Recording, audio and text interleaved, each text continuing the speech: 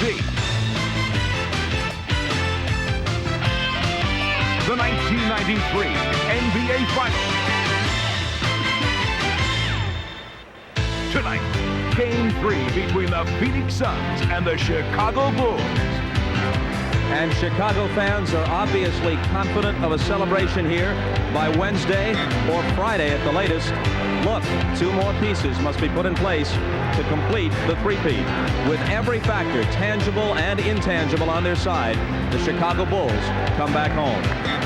Hi, everybody. I'm Bob Costas. The scene now shifts from the NBA's newest arena in Phoenix to its oldest in Chicago. A new home is under construction for the Bulls and Blackhawks, and by the season after next, venerable Chicago Stadium, which opened in 1929, will be history. But for now, it's the setting again as the Bulls try to make history, to become the first team in nearly 3 decades to win 3 NBA titles in a row. They step onto the floor tonight at a playoff peak. 13-2 overall in the postseason. Beyond Michael Jordan and Scottie Pippen, several Bulls are playing well. And although the Suns did come back to get back into both games in Phoenix after falling behind early, you always felt as if Chicago was in control of each game. Phoenix has led for fewer than 4 of the 96 minutes played so far. Now, the Suns did have the NBA's best road record, and they did win their only game here in Chicago during the regular season. But now there's more bad news. Remember that tumble Charles Barkley took toward the end of Game 2? His right elbow is badly swollen, and it could affect him tonight. With more, we go down to the floor, and Hannah Storm. Hannah.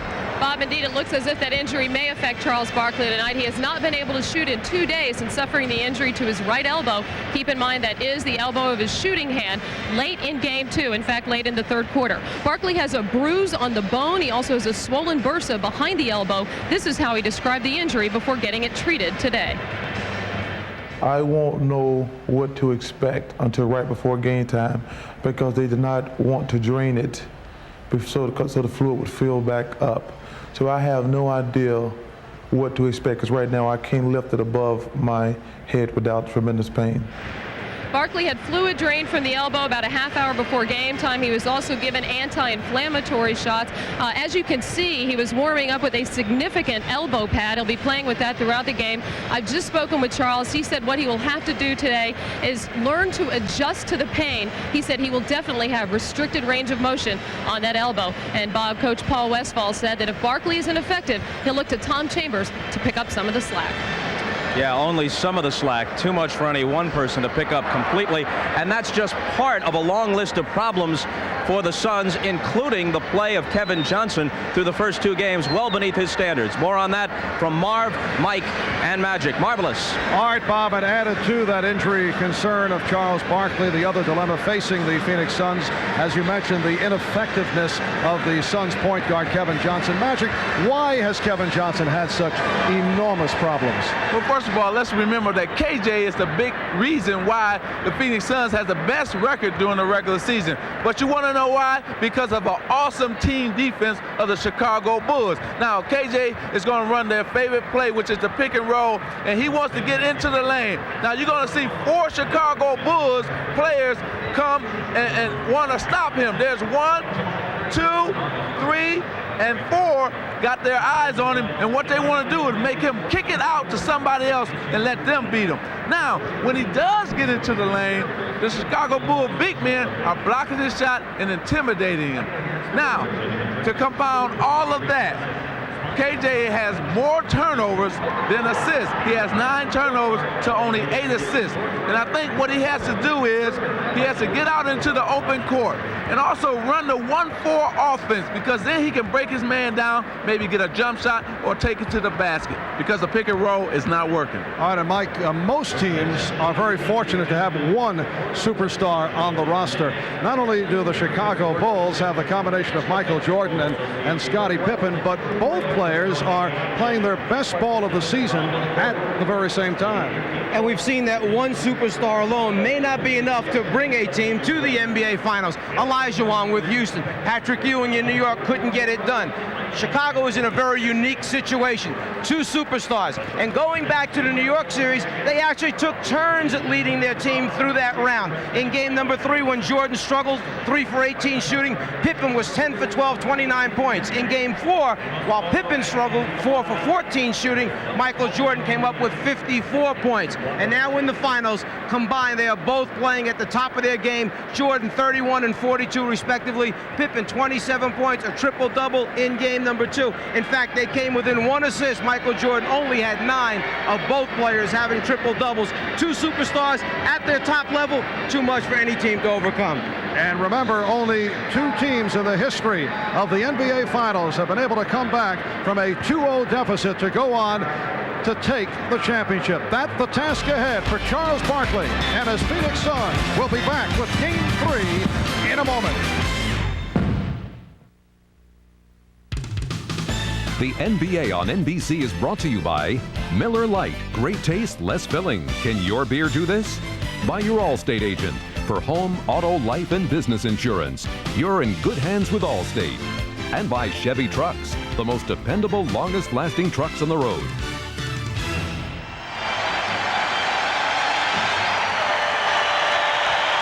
A crowd of 17,000 plus at Chicago Stadium. This, the 292nd consecutive sellout, a streak that dates back to November of 1987, and this one of the loudest crowds in the NBA, and the decibel level will begin to rise with the introduction of the starting lineups. And here is the public address voice of the Chicago Bulls, Ray Clay. Good evening, ladies and gentlemen. The Chicago Bulls welcome the world's greatest fans to the Chicago Stadium. Tonight's Game 3 of the NBA Finals is between the Phoenix Suns and your Chicago Bulls. Now for tonight's lineups. First for the visiting Phoenix Suns.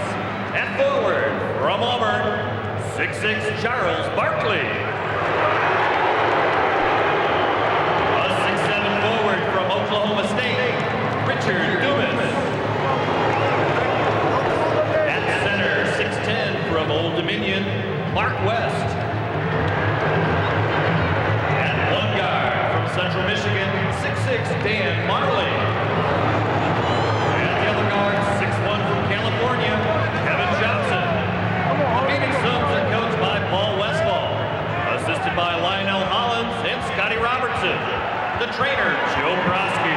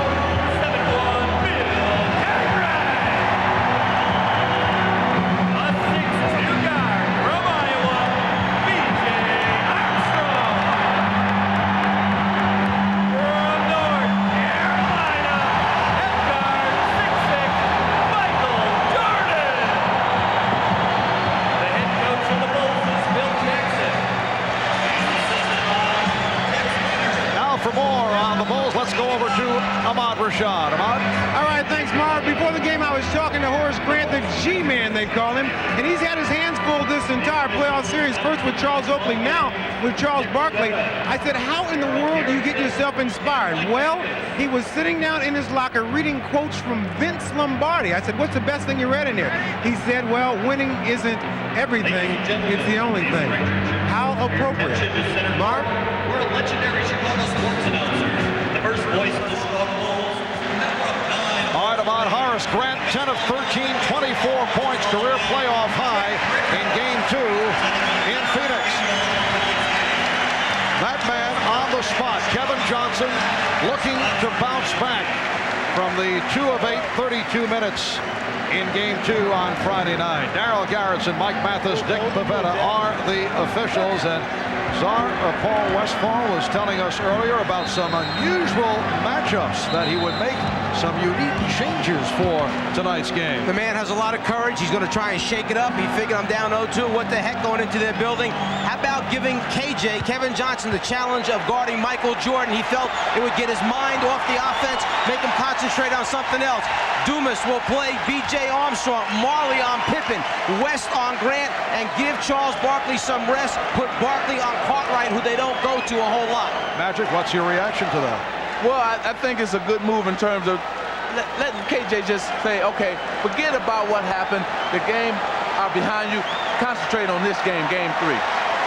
Let's see if the Suns do hold true to that particular matchup. A matchup, I would think, that would lead to the club running better than they have the first 2 games. They're hoping that because that's not a normal matchup, they'll be able to sneak guys out, and that Chicago will have a tougher time picking them up in transition, which may open the game up for them a little bit.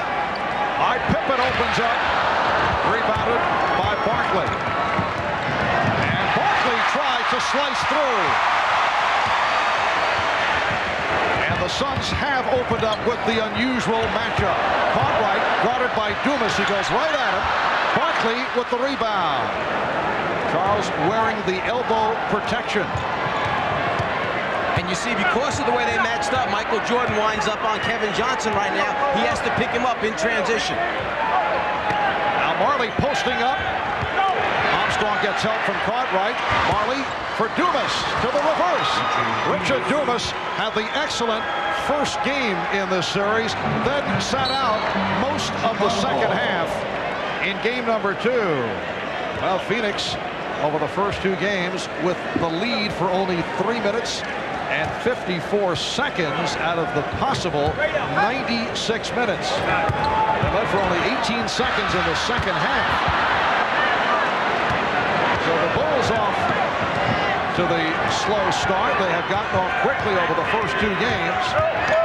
Here's Johnson, yes, and the Suns with a 4-0 lead. See, that's how you can break that shooting slump that you're into. Good move. Another turnover. Here's Marley with Pippen back. He pulls up for the 3. Rebounded by Jordan.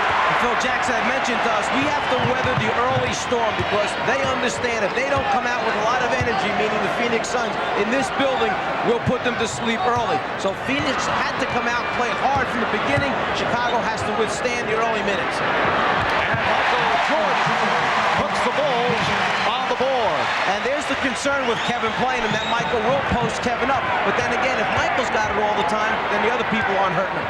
Barkley setting for the 3, and he hits it. Charles Barkley had about a half hour to line that shot up. Well, the elbow must be feeling good. And you know what? I like how Phoenix has come out to start this game. They're taking their threes, they're playing loose, and this is going to be a tough game for Chicago. B.J. Armstrong cuts it to a 7-4 Phoenix lead. B.J. Armstrong has been superb right throughout the playoffs. And it's Armstrong now guarding Johnson. Good luck, and Dumas puts it away. So the assist for Kevin Johnson, and the Suns lead 9-4. Pippen being guarded by Marley. Dumas with the steal. He had that one diagnosed. The Suns with an 11-4 advantage. And Phoenix has more energy right now than Chicago does. You can see it. Chicago's kind of meandering through things, not running their cuts real hard, not passing the ball crisply. Phoenix taking advantage. You know, sometimes when a team is struggling, what they need to do is get on the road. So Phoenix is feeling good right now. They're on the road. They don't have to listen to their crowd, and they're feeling right at home right now. All right, here's Pippen. And it's tipped home by Jordan. That 7-point lead just a moment ago, the Suns' biggest lead of the series. And then Johnson was able to penetrate, could not finish it. Armstrong with West getting back. He goes around it. B.J. Armstrong was facing the 6'10 mark. West gave him a head fake, and he left him behind. Gave him a little hesitation. Looked up with his head like he he was going to shoot the jumper. Once he saw the big man coming, kept his dribble alive, went to the basket. Mark West putting moves on Bill Cartwright and goes to the jump hook. Mark West has seen limited action over the first two games, 14 minutes, game 1, and in game 2 only 8 minutes. In both situations, he got himself involved in early foul trouble. Suns lead it 13-8. And Dick Pavetta, the outside official, calling the foul on Richard Dumas. Well, after a little bit of work from the doctors and trainers, obviously he can rebound the basketball, and if you give enough time, he'll line up a three-pointer and put that one in the bottom net. He's feeling a little bit better now that the game has started. Cartwright. Pippen gets inside, and he's rejected by West. Johnson knocked it away from Armstrong. It will be Chicago ball with 21 on the shot clock. Something that they certainly can use, the presence inside of a shot blocker. West, whose minutes have been limited in the first two games, will block and change them. And another block by West, but Cartwright able to recover. Suns lead 13-10. 4.5 gone by.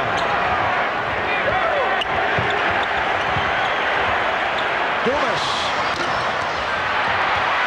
And Grant fires down to Armstrong. Grant could not complete it. Grant following up, not able to hit. And it's the Suns back to the offense. Barkley being guarded by Grant. Jordan over to help. Jordan playing halfway, giving Marley lots of room as Barkley puts on a gorgeous move and draws the foul. So Charles Barkley will go to the line. Horace Grant is called for the personal, his first. Charles has done a little bit with his outside game, now a little bit with his inside game. He's feeling pretty good. Timeout call. We'll be back after this. Michael Jordan coming off the sensational performance Friday night, 18 of 36, 42 points, 1 assist away from a triple-double. And Phil Jackson revealed to us just moments before the game that Michael was not exactly feeling 100% on Friday. Going into Friday's game, I thought Michael was going to be maybe unable to play a lot of minutes. He had headaches. The doctor was looking at him for heat exhaustion or for some migraine potential headaches before that game. Gave him a heavy dose of Tylenol. That wasn't working. He went out in the court and he said he felt better once he started playing and once he started getting into warm-ups. But we were quite concerned. He had to stop shooting around during the morning, and yet somehow or other he found the energy. From whence it comes, I don't know, that he has. And only he has had that kind of energy of any player I've ever seen to fulfill a game, and not only that, but just finish a game as well as he did.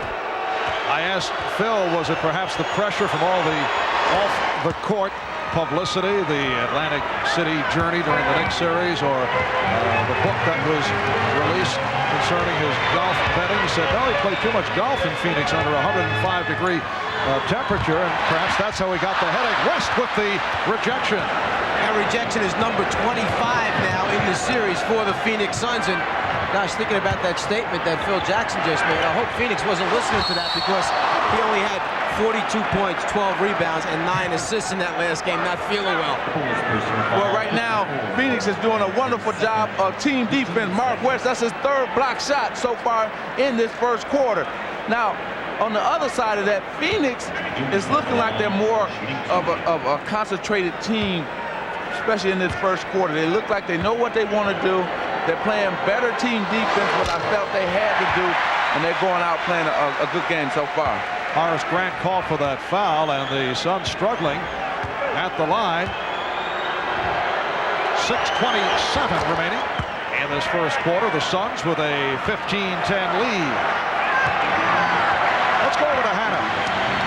Well, Mark, during that last timeout, Charles Barkley checked in with team Dr. Richard Emerson regarding his injured right elbow. Of course, Barkley with a couple of rebounds early and a three-pointer, and he told the doctor, I think we're going to be all right. Marv? All right, Hannah, Bill Cartwright taking a A huge number of shots in the early going. He's 2 for 7 from the field. That sometimes is a 2 or 3 game total composite for Cartwright. And Barkley is stopped. Here comes Pippen. He has Armstrong. B.J. Armstrong. That's a 2-pointer. His foot on the line. Suns 15 and the Bulls 14. And B.J. is opened up by hitting on 3 of 4. And Chicago's backcourt now 5 for 7. Their front court players just 2 for 11 to open up the game. Dumas had it knocked away. Last touched by the Bulls. Charles Barkley gives away a lot of size. Now, most times he gets away with it, but Chicago is so athletic that they come at you with a number of people that can block shots, from Cartwright, who's not real big on that, to Grant, to Pippen and Jordan. Barkley was stripped. 24-second violation as the buzzer sounded. You see, what I think Phoenix needs to do, especially when they want to go into Charles Barkley, is do what Chicago do with Michael Jordan. Run a play away from him and then bring it to him. Let him be like the second option, but really he's the first option. But run the play away from him, then bring it to him. And you saw Scott Williams over at the scorer's table getting set to check in for the Bulls' first substitution. Jordan changed his mind. Armstrong now working the right side. And Barkley able to rebound. The Suns 15 and the Bulls 14. Just under 5 minutes remaining. First quarter. Kevin Johnson. And the call is last touch by Jordan. So Phoenix maintains possession. It will be a combination of Scott Williams and Stacey King replacing Bill Cartwright and Horace Grant. Grant with the 2 fouls did not score. Cartwright leaves with 4 points. Would you say that so far this has not been the explosive beginning that Chicago normally plans on? The crowd getting involved, and it's because of the good start by Phoenix. Here's West. Dumas on the tip. And the Suns now lead by 3. Bulls try to break, but the Suns did get back. Jordan with room for 3. Yes. Michael Jordan has 7, and he has tied the game at 17. Oh, Armstrong went down, and a foul is called. Foul on West, who blindsided Armstrong. Mark West just apologized to B.J. Armstrong. Well, what they're trying to do is take that pressure off of KJ and set a pick in the backcourt for him. And what they say, I guess he was moving when he decided to set the pick. See, you're going to see Mark West move over. But what that's going to do is remind B.J. all the time now to look up and look for that pick. Even though he got the offensive foul, Mark West, it's a good move to try to free up KJ. Here is Pippen. Bulls with a 9-2 run have taken a 2-point lead. First time this evening that Chicago has the lead. Johnson accelerates. He could not penetrate the middle, and he's called for the offensive foul. Well, in that last timeout, Ahmad Rashad mentioned that Phil Jackson stressed big men. Get over in front of KJ. Don't let him get to the front of the rim. It's exactly what they talked about in that timeout. Armstrong. B.J. Armstrong once again providing much damage to the Phoenix Suns. Fast start, he's at 4 out of 6. He has 8 points. Chicago leads 21-17. Here's Marley. Yes. And Marley, over the first 2 games, not able to get into it in the first half. In both situations, he came on in the second half. That's his first field goal of the night. Here is Pippen. Scottie Pippen getting good looks. His second field goal has 4. The Bulls now lead by 4. Again, they pick up Kevin Johnson at midcourt. Well, they're just trying to wear him down. What they want to wear him down, especially for the fourth quarter. Barkley lost the handle. And they will jump it up. Pippen diving on top of Dumas to tie him up. Off the dribble, Scottie Pippen elevates and then gets a clean, wide-open look at the front of the rim. You've got to have a hand in his face, go up and challenge the shot. The scramble for the loose ball. This is the finals. You get on the floor and get after all of the loose ones. Timeout called with 2:52 left in the first. Well, B.J. Armstrong came on very strong at the end of the regular season. He has had an excellent playoff run. It took a while for B.J. to gain the confidence of Michael Jordan and the rest of his teammates when he was inserted into the starting lineup earlier this season. It was not readily accepted, but it is a different story now, and we talked about that with Michael Jordan. I think B.J., like most college players coming to this level, want to be a star. They want to be noticed. They want to score. They want to be known as a scorer. I think most of the people realize that if you score a lot of points, sometimes you get a lot of recognition. But I think from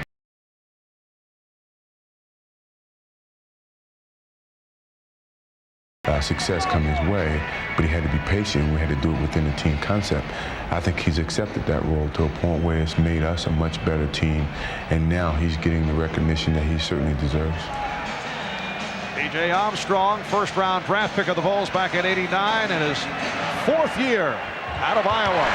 And the jump controlled by the Bulls. They've hit their last 4 shots. They lead 23-19. Ahmad just mentioned that in the last time out, Phil Jackson emphasized, don't rush and try to bury him early. Stay within the offense.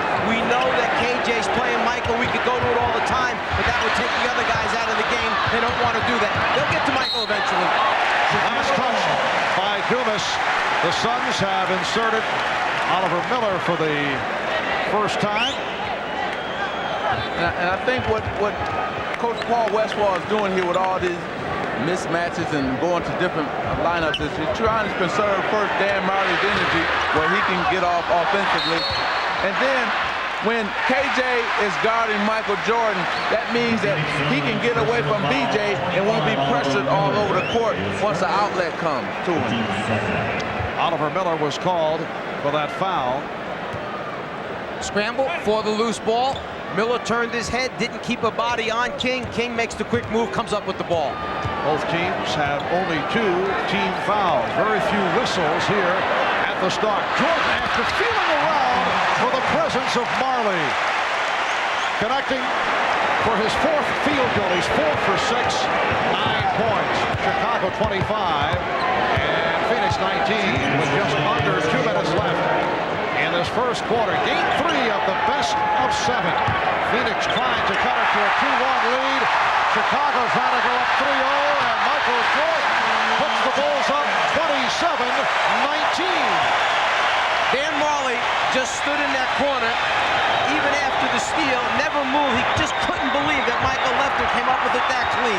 Dumas with the second effort following the rejection, and the Bulls now lead by 6 points. Jordan off the crossover. Oh, he's on fire. Michael Jordan with 13, and Chicago has hit 7 of its last 8. They lead by 8, and the foul is called. It's not always going to be KJ guarding Michael. This time he feels the bigger man needs a little space, a little hip action, then elevate over the top to get a good look. Not only does he do it at the offensive end, but he leaves Marley, picks Oliver Miller's pockets, goes down, gets the easy score, and Dan Marley just cannot believe that that took place. Non-shooting foul on Armstrong. Barkley, not a good shot. And last touched by the Bulls.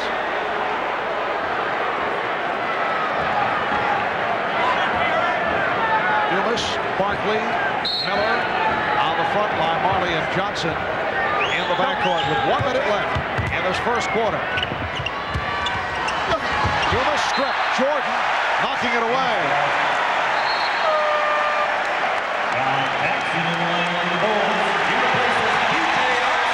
B.J. Armstrong hears it from the crowd as John Paxson replaces him. Armstrong leaves with 8 points.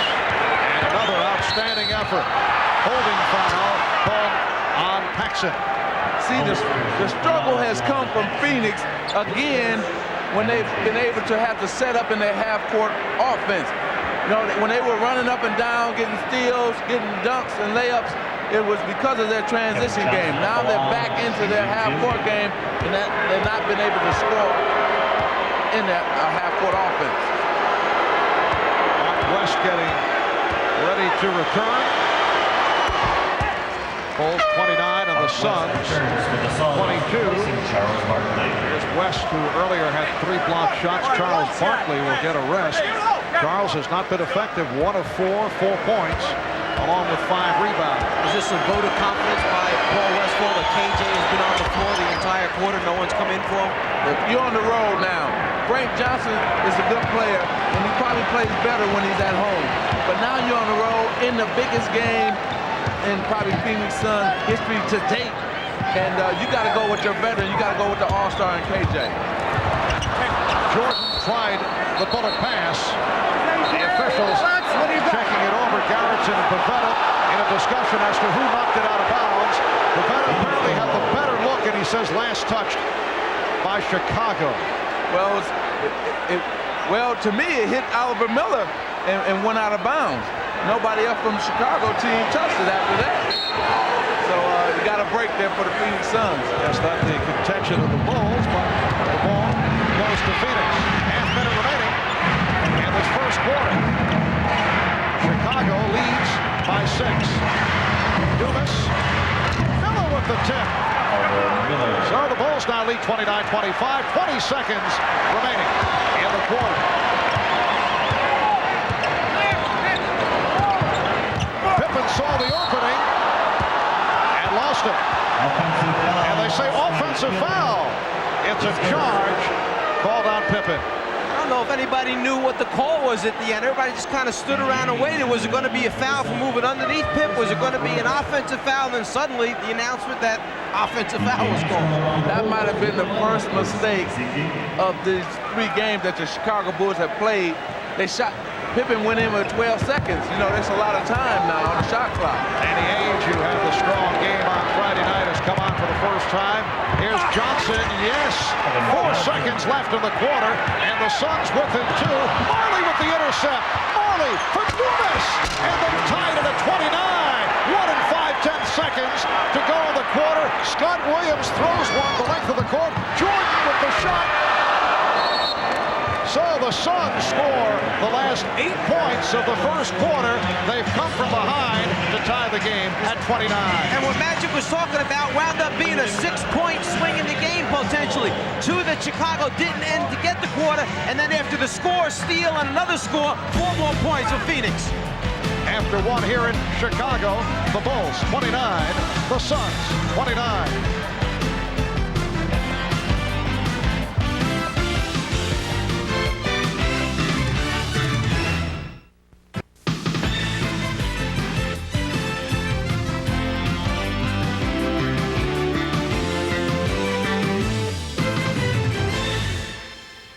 Talk about it.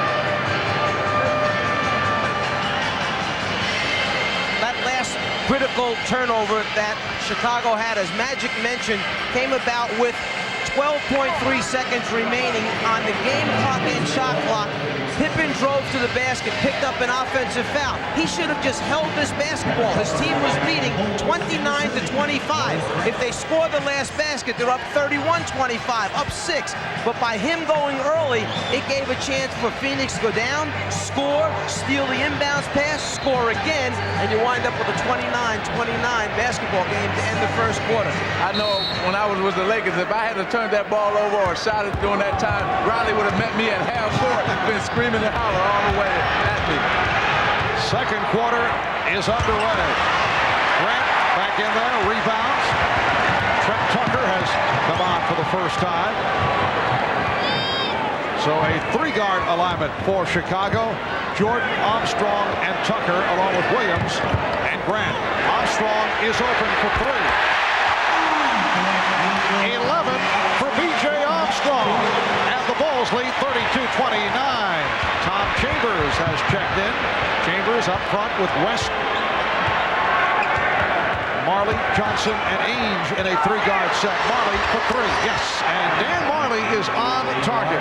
They finally took advantage of the team defense of the Chicago Bulls, spotted up Dan Marley on the penetration, kicked it out to him for 3-point. The game tied at 32. Jordan with the room. for Michael Jordan. From the Phoenix point of view, 15 for Jordan. The Bulls 34, the Suns 32. Marv Albert with the czar of the telestrator, Mike Fratello, Irvin Magic Johnson.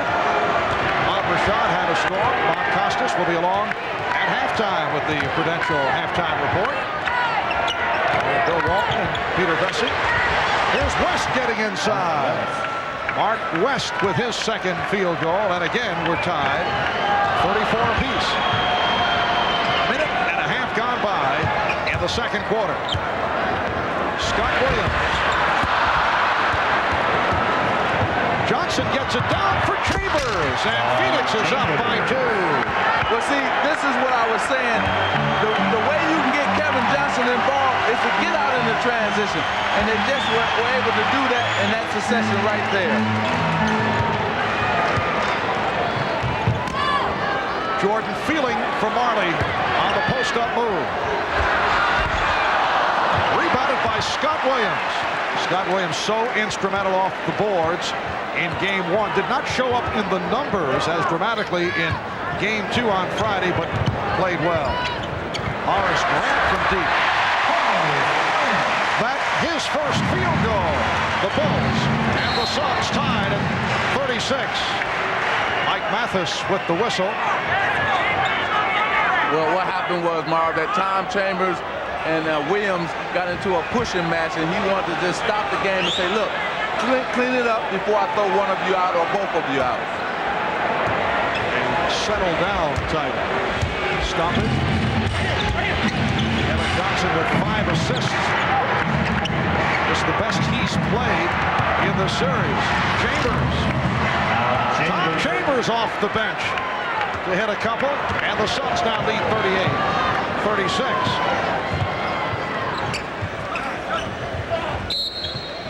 And it's called against Chicago. It is an offensive foul, elbow indicated. And it's on Grant. That is his third. 3 personals on Horace Grant. One of the reasons why Phoenix is shooting 57% in this game is they've gotten many more easy scores as compared to the first 2 games where they shot just 46% combined. The NBA on NBC is brought to you by American Honda, who has been making quality cars in America for the past 10 years. By the people at Nike, who encourage you to just do it. And by Coors Light, the silver bullet is the right beer now.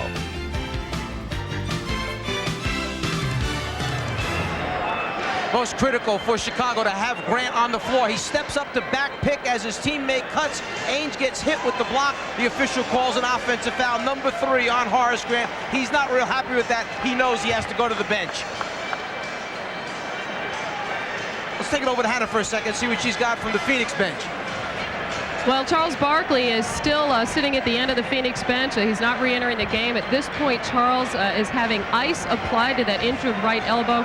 Dr. Richard Emerson is afraid that Charles may have lost some of the strength in that elbow. They have some ice on it right now to keep the swelling down. Marv? All right, Hannah, the Suns 38, the Bulls 36. 3 minutes gone by in the second quarter.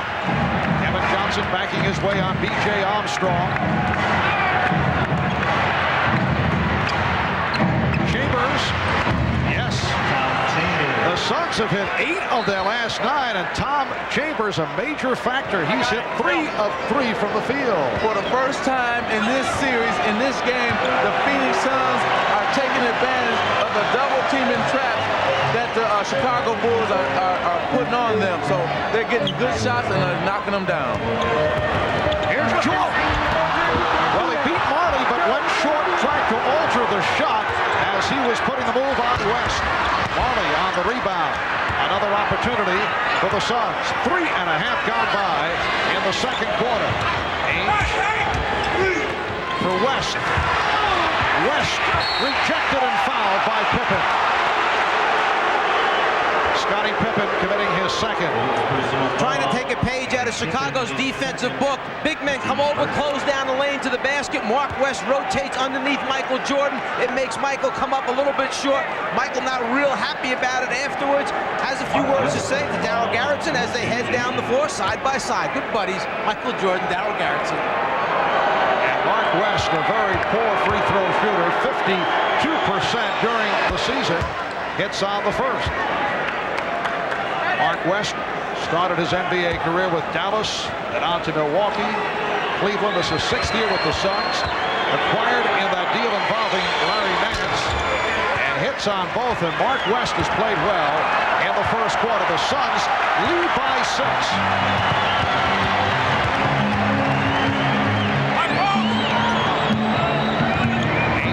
Double up. Cartwright. And they'll jump it up. Pippen and Marley will jump it up. Phil Jackson making some more changes. Darrell Walker, who has seldom played in the playoffs, has come on. He's on the floor along with Armstrong and Jordan, Cartwright, and Pippen. And Danny Ainge read that Darrell Walker was on the floor. He ran right over and double-teamed Michael Jordan. They said, you can have the ball, Darrell Walker. You're going to have to beat us. Walker got to it, and a foul is called. It's on Walker. Mathis with the call, with Walker looking for position against Ainge. Here it is. I think he called Darrell Walker for pushing off with that left arm as Ainge tried to rotate around and steal the jump ball. 6 unanswered points by Phoenix for the 6-point lead. Kevin Johnson goes all the way. It will not count. Offensive foul. For Kevin, his second personal. Kevin Johnson must understand he needs the in-between game. When you beat the first guy off the dribble, you've got to pull up about 8 to 10 feet from the basket and look to shoot that in-between jumper or then drop it off. You can't get all the way to the front of the rim against this Bulls team. Cartwright. Bill Cartwright in the right spot for the ricochet. The Suns lead by 4. They probably won't give Michael Jordan an assist on that, but he's the one who tipped it to Cartwright. He knew it the whole time what he was doing when he went up for that rebound. Ainge guarded by Walker. Shot clock at 6. West backing Cartwright, and a foul on Cartwright. Not allowing West to get position, but called for the personal. Well, right here, you're going to see that first Bill Cartwright has 2 hands in the back, and that's what the call was.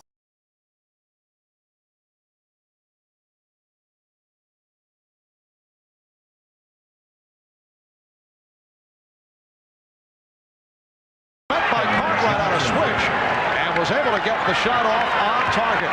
The Suns playing well, lead the Bulls 44-38. 5 minutes and change gone by in the second quarter, and a pushing foul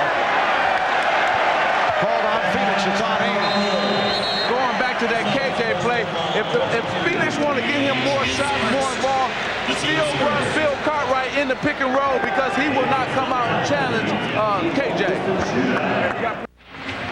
Ahmad Rashad back in Chicago Stadium. Now, last week there was a bit of a controversy in Phoenix. Some of the players were wearing this T-shirt.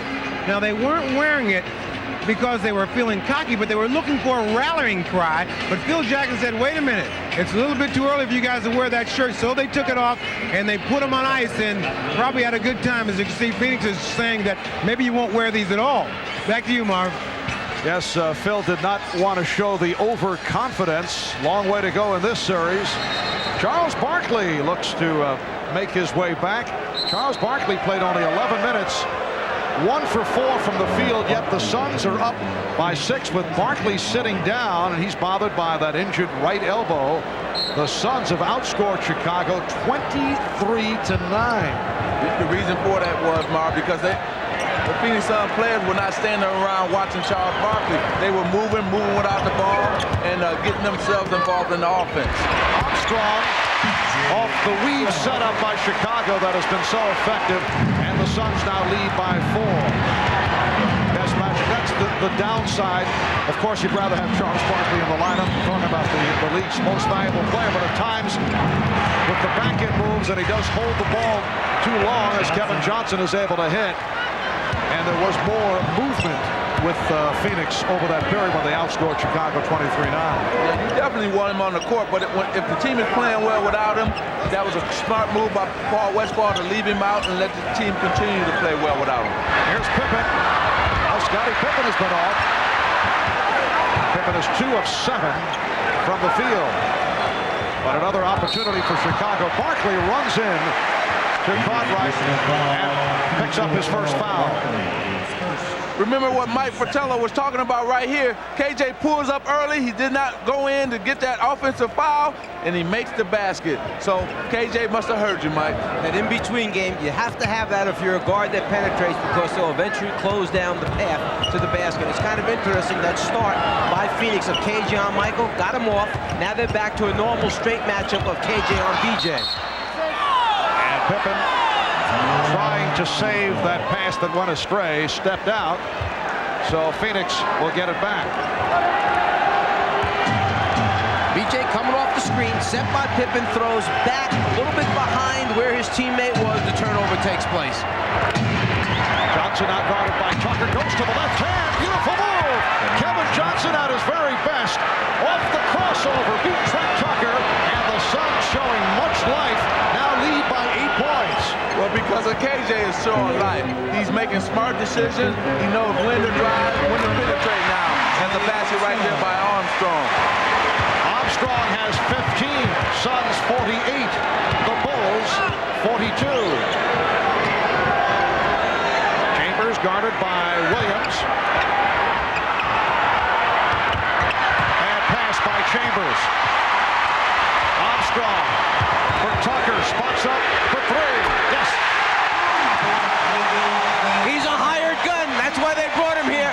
Open the game up. Get behind that three-point line with Pippen and Jordan having the ability to penetrate. Just stand back there, Trent, shoot the open shot.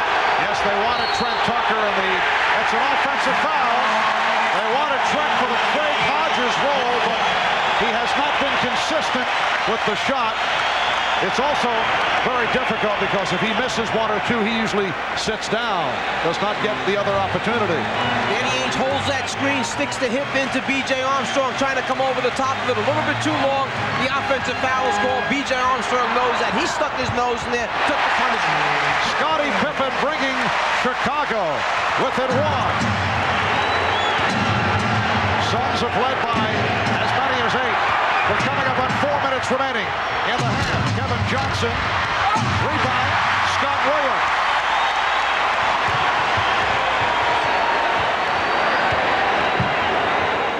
Cartwright, played by Barkley.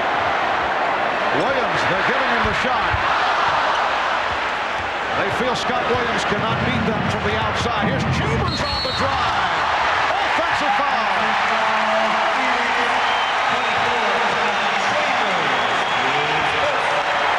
Chambers actually thought he was going to the foul line. He thought first the ball was going to fall in, and then he was going for a three-point play attempt. Williams there, planted. On that angle, it's tough to tell whether Chambers moved to his left or not. And then Charles Barkley he was just saying, oh no. And Paul Westphal went crazy. He was all the way up to almost half court. He couldn't believe that call. Chicago with a 7-0 run. They are within 1.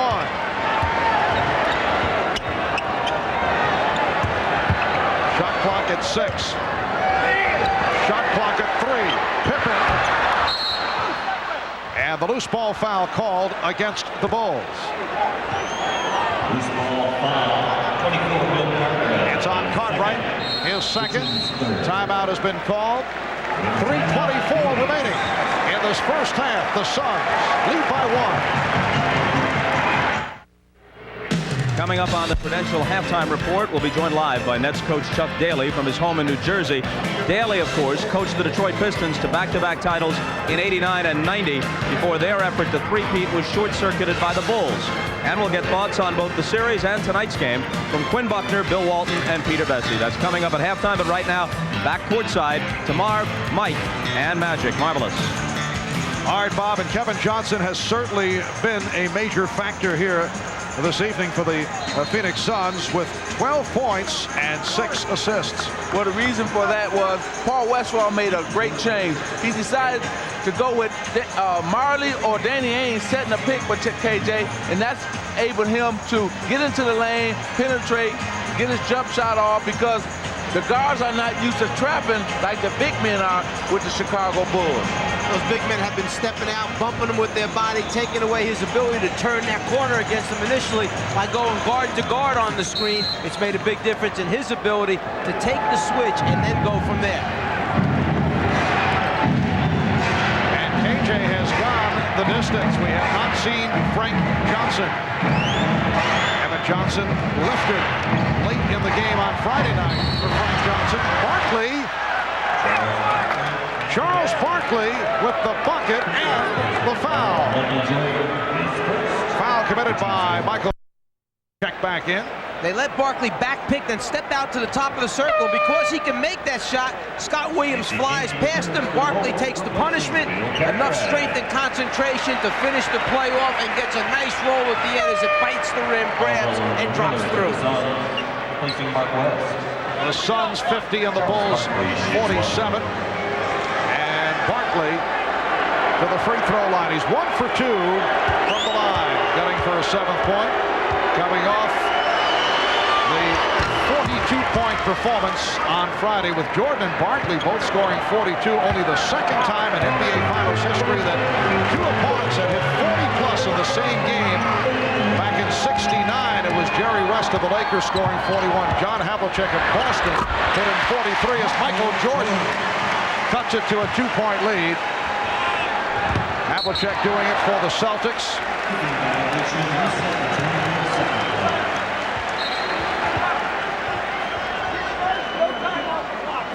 Well, here's that out-of-bounds play, and you can see that Scott Williams dove there and knocked it out of bounds. But this is the first time we've seen full court pressure by the Chicago Bulls in this game. I saw a moment ago that Chicago has not shot one free throw to this point in the game. During the regular season, they were 26th, next to last in the NBA free throw attempts. They averaged just under 24 free throw attempts a game. So having none at this point, though, still a bit unusual. And Phoenix 7 of 9 from the line. Johnson just did get it across. Dumas. Crowd wanted to travel on Dumas, and then he lost possession. Jordan for 3. Michael Jordan hitting the three-pointer, his second of the night, and he has 20 points for the game. Bulls lead by 1. Bulls have hit 4 out of 6 from downtown. Here's Marley for 3, yes. And Dan Marley hits again. That is his second three-pointer. 8 points for Marley. Suns with a 54-52 lead. And Michael Jordan was really upset. He switched on KJ. BJ was supposed to play Dan Marley, and the good basket there by Scottie Pippen.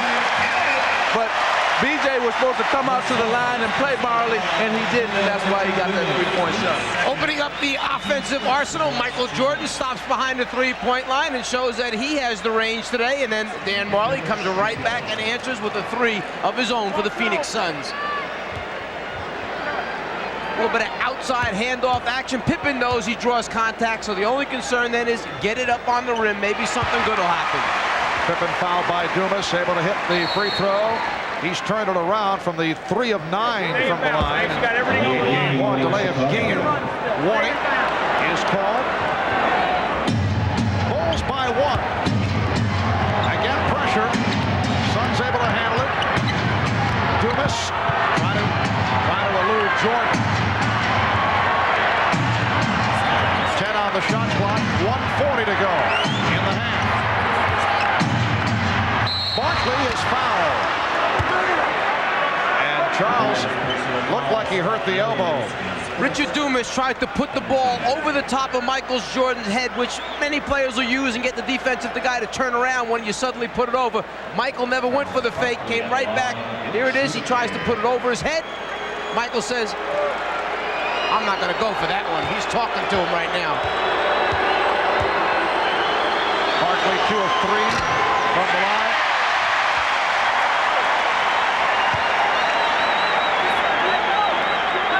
Drive, Barkley may have gotten hit in the same elbow again that was injured coming into this game.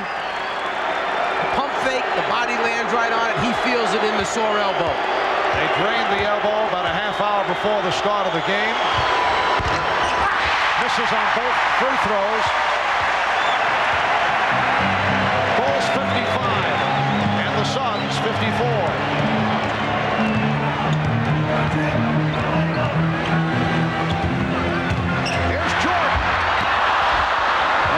Went to the left hand, could not put it down. Dumas is fouled by Armstrong.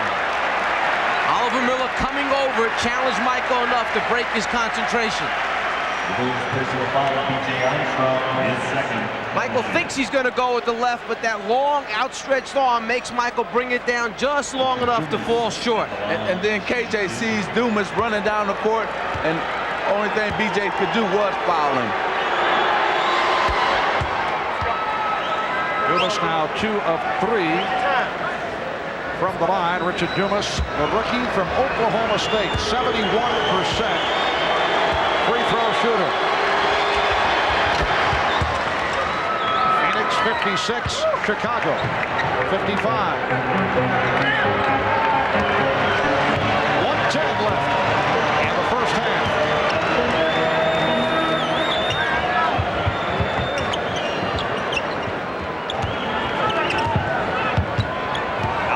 Picks up Jordan. Shot clock at 6. Jordan.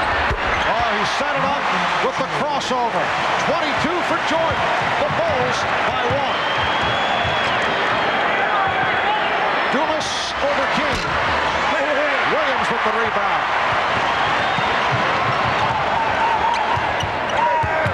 Stacey King.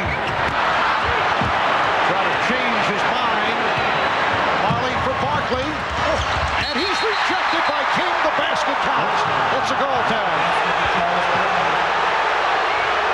Once the basketball goes up on the backboard and touches the glass, you cannot take it back off. It touches, there's the pin, then after it's on the glass, you can take it to the glass, you just can't take it off once it's on there. And last time down, Phil Jackson was really upset because King had a great backdoor pass to Scottie Pippen, but never looked for Scottie after Scottie had thrown it to him in the post. Took the move himself, came up short. Here's Armstrong for 3. Final seconds of the half. Phoenix up by 1. Dumas for Johnson. Time running out. Kevin Johnson. So halftime in Chicago. The Phoenix Suns with a 58-57 lead on the Chicago Bulls. Charles Barkley playing with the injured elbow, only 3 of 6 for 9 points. Michael Jordan, 10 of 16. He has 22. Phoenix shot 56% from the field, and Chicago at 50%. Bob Costas and the Prudential halftime report is coming up. At the half, Game 3 of the NBA Finals, it's the Suns with a 1-point lead.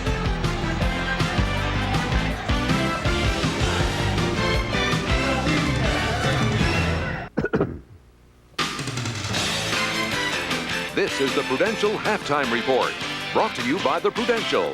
Peace of mind. It comes with every piece of the rock. Suns with a halftime lead for the first time, albeit by the slimmest of margins at 58-57.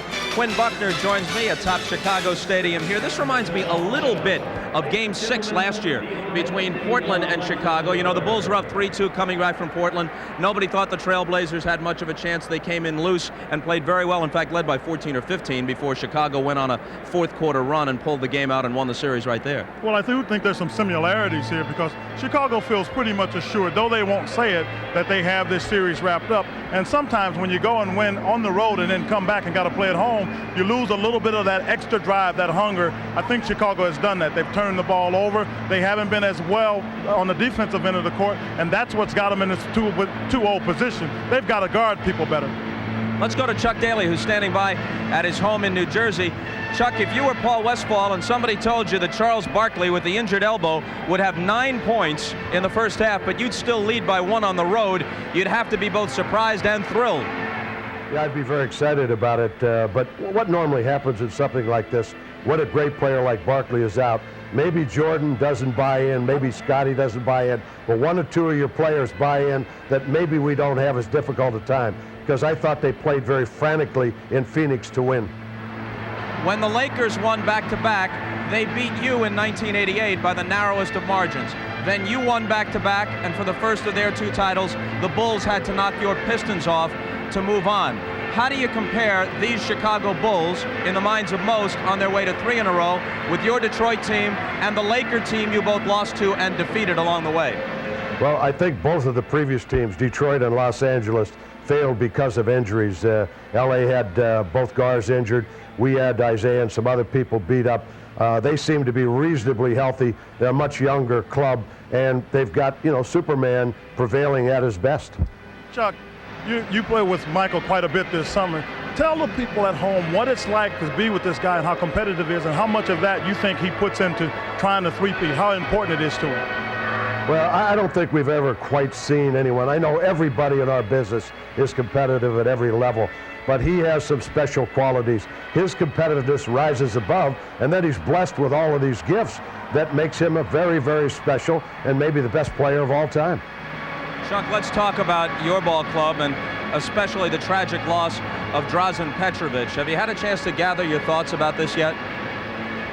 Well, a little bit. At first, when it hits you, you don't want to believe it, and then a certain amount of despair and distress and depression sets in. Then the realism starts to envelop you and your organization. We're having a commemorative situation tomorrow night in New York. We need to get the grief behind us as an organization. This was a kid that, worked very hard to get where he was, very competitive. A lot of people don't realize he was named to one of the top 15 players in the NBA this year, third team All-NBA, and he did it sheerly on his own ability. A tremendous individual. I think we'll all remember his smile. Of course, we think first of his loss in human terms, but it's also had an effect on your roster, and the composition of your team has changed drastically since you first arrived the season before this one. Terry Mills gone. Mookie Blaylock traded for Emil Robinson. Now he may be gone. Chris Dudley, an unrestricted free agent, and the death of Drazen Petrovic. This presents a much different challenge than what you might have expected a short time ago for you.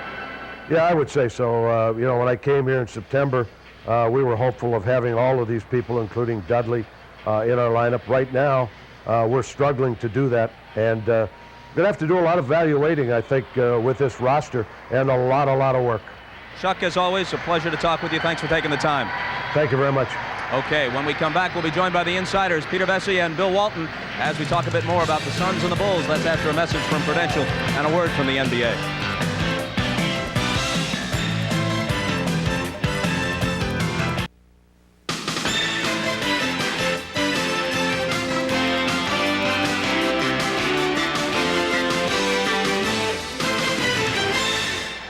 Well, isn't this a cozy quartet?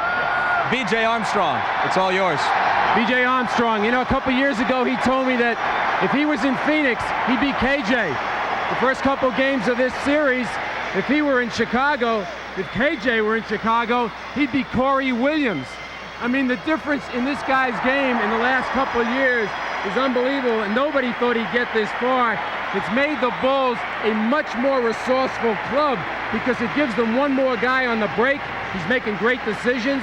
He's learned an awful lot from Paxson. He's now able to spot up, and Michael Jordan knows now to look for him, and BJ is not afraid to take the big shots when Jordan's in the game. All right, now, Bill Walton has been caged up through the first two games. This is his first appearance of the finals, so naturally, he wants to come out with a strong point. And even though the Suns lead by 1 at the half, you say...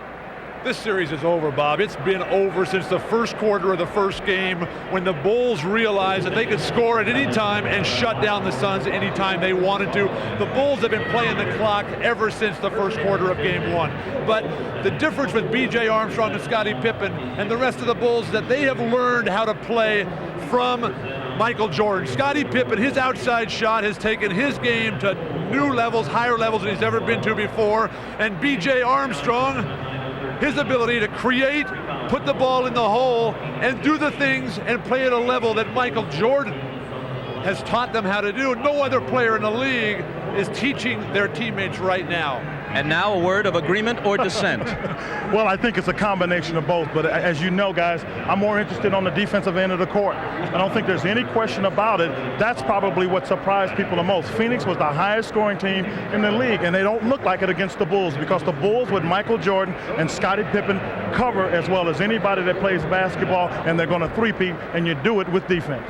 But it is the Suns over the Bulls by 1 at halftime of Game 3, and we'll turn it back to Marv, Mike, and Magic for the call of the second half as you gentlemen settle back in, as you've done through most of the series, and we'll be back after these messages from your local station. This has been the Prudential Halftime Report, brought to you by the Prudential. Peace of mind. It comes with every piece of the rock.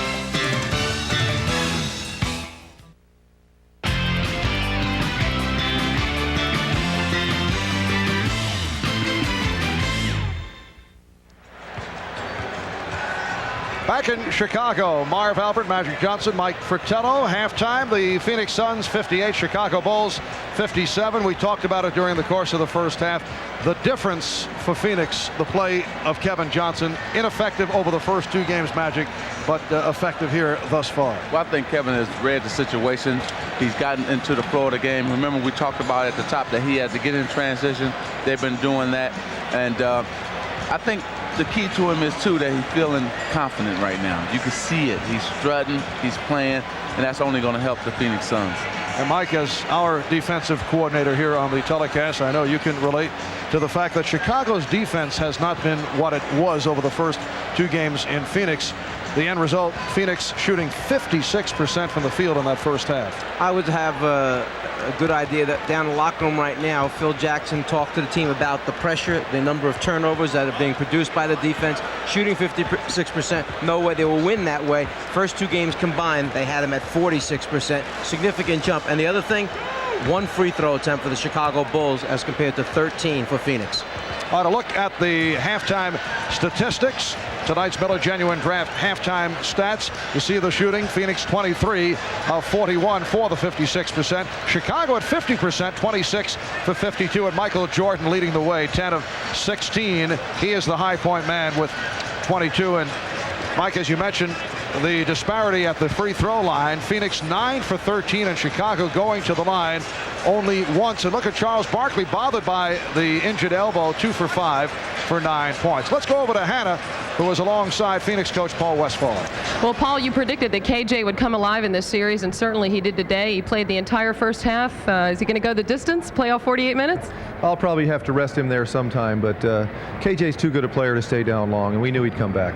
The Bulls aren't shooting well, but they're staying in this game with the offensive boards. They have 11 offensive rebounds. Did you talk about rebounding at all? Well, we always talk about rebounding. They did a great job, and BJ hit some big shots for them, but I like the way we're playing. You pleased with the way the team has responded with Charles Barkley only with 9 points and some significant time on the bench? Well, we have a good team besides Charles, and he's hurting right now with his elbow, but he's finding other ways to help us, and our other guys are playing well. Okay, thanks, Paul. Good luck in the second half. By the way, Marv, I talked to Charles and asked him how he was feeling. He said, I'm not hitting my shots, but I'm hanging in there. Marv? All right, Hannah, Barkley played 18 minutes in the first half, 3 out of 6 from the field, a total of 9 points. Suns lead by 1. We'll be right back.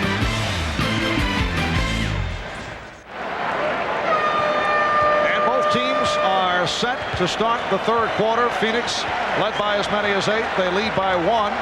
Earlier we showed you that Phoenix over games 1 and 2 had led for only 3 minutes and 54 seconds total time the first 2 games. Well, tonight they have had the lead for what this is worth, 15 minutes and 20 seconds of the 24 minutes in the first half. Playing from behind all the time, so obviously Phoenix very happy with the way this first half has gone. But Phoenix has to be happy because they've been doing it on both ends of the court, especially on the offensive end with Kevin Johnson leading the way, but also some other guys that stepped up their game. Dumas is playing a solid game, as well as Mark West playing a good game defensively. Yes, West with 6 points, but he's contributed in the block shot department. Dumas high man for Phoenix with 15 after seeing limited action in the second half on Friday night. Richard Dumas 6 of 12 from the floor. Charles Barkley testing the elbow.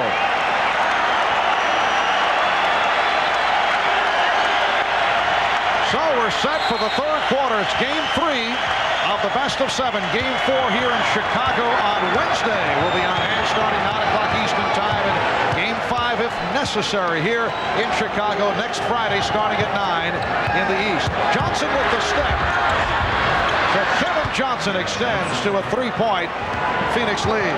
See, as a former player, Paul Westphal said, hey, I'm going to ride you all the way out, KJ. You're going to win it or lose it for us. Great move by Paul Westphal to play him the whole first half. And let's see if he can continue his solid play, that being KJ in the second half. Scottie Pippen off the pick. Good screen sent by Bill Cartwright. The Suns 60 and the Bulls 59. And Phoenix with Barkley, Dumas and West up front. Marley and Johnson at the guards. West set up by Dumas. Mark West with his third field goal. They are reading the double teams. It's not the first pass that's going to beat the double team. It's the second and third pass after the ball comes out of the top that counts. Michael Jordan not able to hit on the 3, but a second opportunity.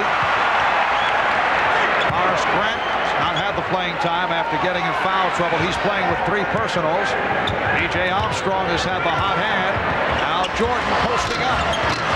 Oh, very friendly rim for Michael. Well, he's at home. You know, he knows these rims here in the Chicago Stadium. 24 points for Jordan. The Suns lead by 1.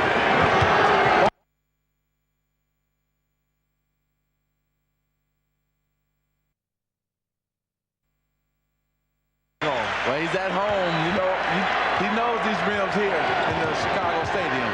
24 points for Jordan. The Suns lead by 1. Barkley with the pick. Johnson on the penetration. Here comes Pippen. 4 on 3. Pippen all the way. And it will be Phoenix ball. Michael Jordan waits till the ball is reversed, then knows he has the size advantage. Don't give anybody a chance to come over and help out. Just get it up on that rim over the top of KJ and then get a little luck on the roll. Kevin Johnson began his move at 3-quarter court and was held by B.J. Armstrong. That's 3 on Armstrong. Try to keep him off balance, change your pace dribble, suddenly go hard to the basket. B.J. doesn't move his feet fast enough to foul. Barkley backing Grant. Love to pick up number 4 on Horace Grant. He does a 3-second violation on Mark West.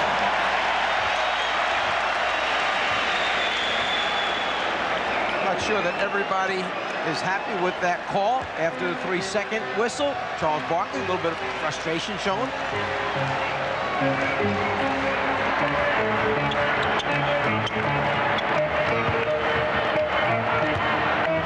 Cartwright, yes. 8 points for Cartwright. The Bulls lead by 1. And you'll notice that Phoenix has gone back to the matchups, the unusual matchups that we saw at the start of the game. Johnson thought he had Marley, but Marley had moved to his left. It's a backcourt violation. Well, see, what happened was Dan Marley stopped moving. KJ thought he was going to come around for like a semi handoff for the 3, where he faded to the corner, and that caused a turnover. And Michael Jordan can do that to you. Make you think you want to go one way, and instead change your mind, make you go the other way, and kind of throws him out of sync. 4th turnover committed by Kevin Johnson. Cartwright. He was looking for a foul. Dumas tried to save it, but stepped out. Bill Cartwright not happy with that last sequence. He thought there should have been a foul called and had some words with Darryl Garrison. And the matchup continues. Barkley and Cartwright. Charles at about 6'4" going up against the 7'1" Cartwright. Michael Jordan off. He thought he was fouled. But he was hacked by Marley.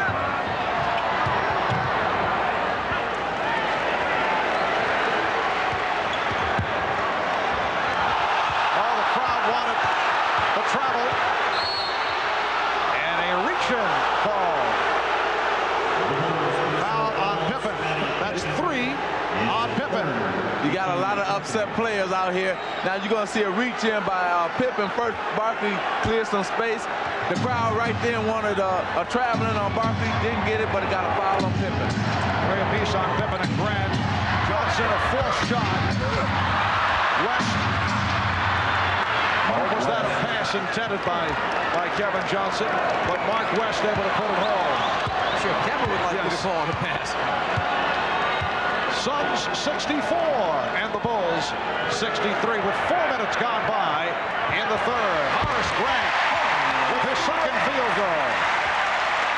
He's been quiet tonight because of the foul problem. And there's the missing factor for Chicago in the first half. The fact that he had to go to the bench with 3 personal fouls. They need him back on the floor for a number of reasons. Defense, rebounding, shot blocking, and those points that he gives. Oh, what a second effort. Dumas forced the issue on that first thrust and then was able to tip it home, and the Suns lead by 1.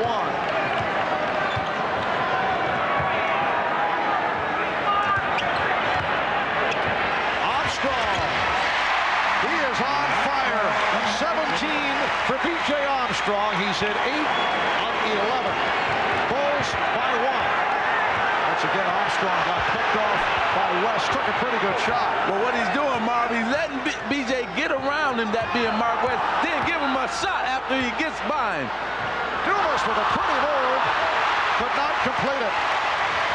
There's Pippen going all the way. Paul Westphal wants to talk it over.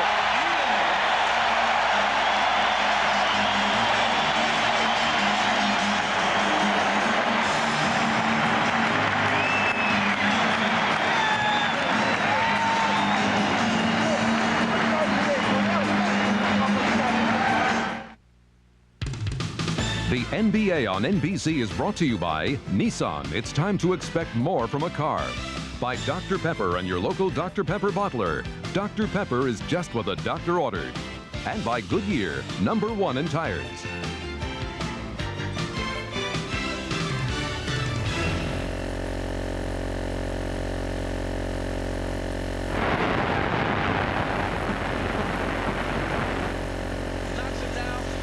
Come up and pressure KJ, and the crowd is upset because this shot right there by that right elbow by Mark West. Every time he sets the pick on BJ gets a shot afterwards. How about the combination of Armstrong and Jordan? They've combined 19 for 30 from the field for a total of 41 points. Here's some light pressure shown by the Bulls.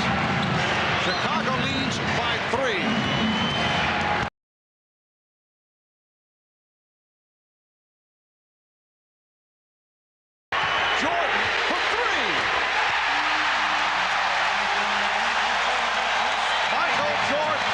His third three-pointer.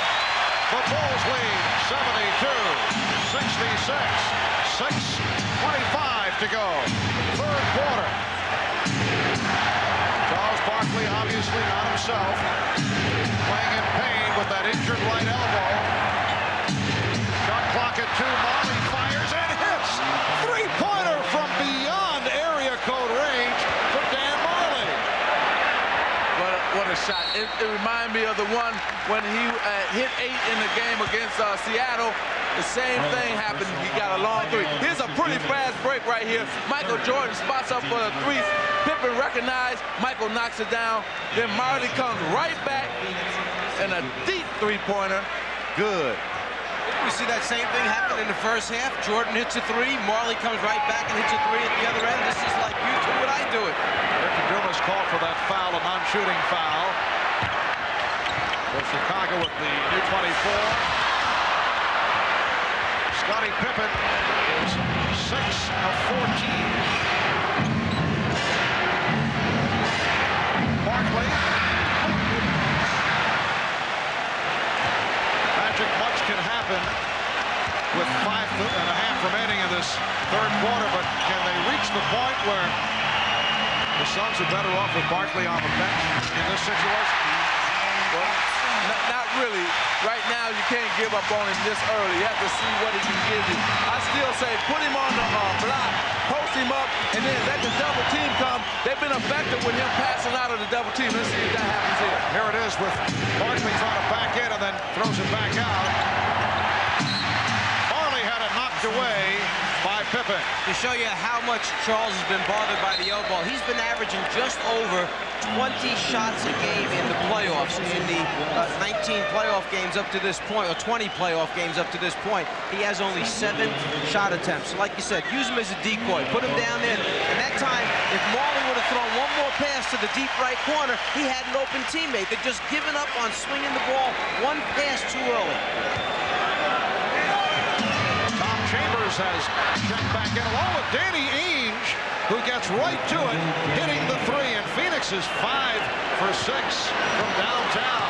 The Bulls 74, the Suns 72 with just under 5 minutes remaining in this third quarter. Grant played by Barkley. Pippen. Scott Williams with the rebound. Horace Grant.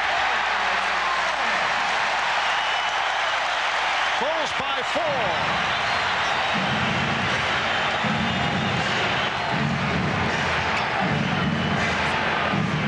Now Barkley guarded by Williams. Barkley, yes. Nice move by Charles Barkley. He now has 11, and the Suns are down by 2. Madge had to find a way of getting himself a little bit of space to get a look at that, so it took a couple fakes either way, then the step back to get it. Watch this battle under the glass between the two stars. Charles Barkley, Michael Jordan under the basket. As the shot goes up, Jordan keeps it alive by jumping in. Barkley then turns and boxes him out hard at the end. Grant getting good position, and he's pushed from behind. Pushed by Barkley using both hands. Exactly. You can't do that this year. You cannot put your hands in the player's back. They made that rule up way before this season, and it's taken a lot of post play away from a lot of players, especially on the defensive end. Just under 4 minutes left in the third. Chicago with the ball. They lead by 2. Pippen. Oh, rejected. Chambers over to help. Got a piece of it. Here's Chambers. Met by Jordan. And a foul. Michael Jordan committing his second. You don't see Tom Chambers block too many shots straight up, but when you let him come from the offside, rotate over defensively, he'll get one occasionally. Then Jordan goes for the snipe right there, a little bit too much on. Third team foul on Chicago. Phoenix with 2. Barkley working down low. Pippen with the block. Pippen got a piece of it. Scottie Pippen has come up with a number of key block shots during the playoffs. Jordan. Johnson wanted a run, but the Bulls got back. Now Johnson to the left hand. Too much dribble. Kevin Johnson coughed it up. Here's Pippen. Foul. It counts.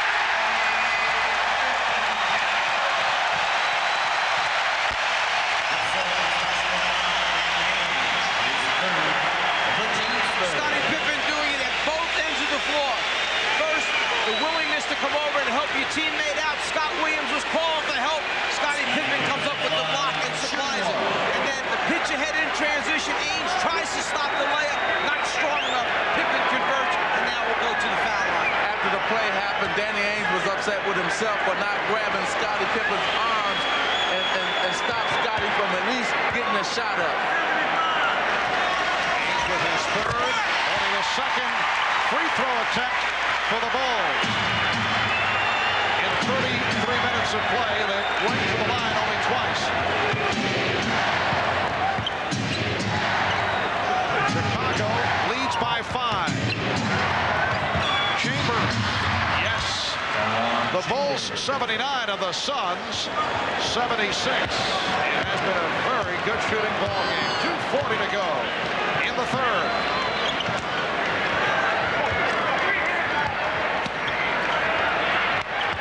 Pippen putting the move on Marley.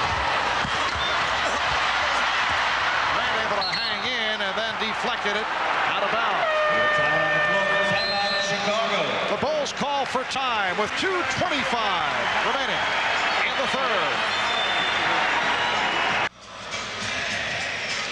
Very creative in honor of number 33. Scottie Pippen, who just a moment ago came up with a block shot. Remember, Scottie Pippen has done it in the category of block shots. Big ones against Charles Smith at the end of Game 5 in New York. And the other day in Game 2, the block on Danny Ainge, three-point attempt with 26 seconds remaining. And the block on Barkley as he got a piece of it for his third rejection of the night. So Scottie Pippen doing it in all departments, although he has not shot well. He has 16 points along with the 6 rebounds and 3 block shots. Bulls with a 79-76 lead. It is Phoenix ball with 2 minutes and 15 seconds left in the third. Kevin Johnson with a good-looking drive. Johnson has 16. It is a 1-point Chicago lead. Now in those replays, we made Scottie Pippen look like a shot block machine. During the regular season, he had 73 in 81 games, so not quite 1 per game. But he gets big ones when they need them the most. There's Jordan for 3. Rebound Pippen. Scottie Pippen also getting big rebounds when the Bulls have needed them. He has stepped up in a major way during the course of the playoffs. Chicago by 3. You see what Chicago is doing. They're letting Charles Barkley have those open shots, jump shots, but not inside shots.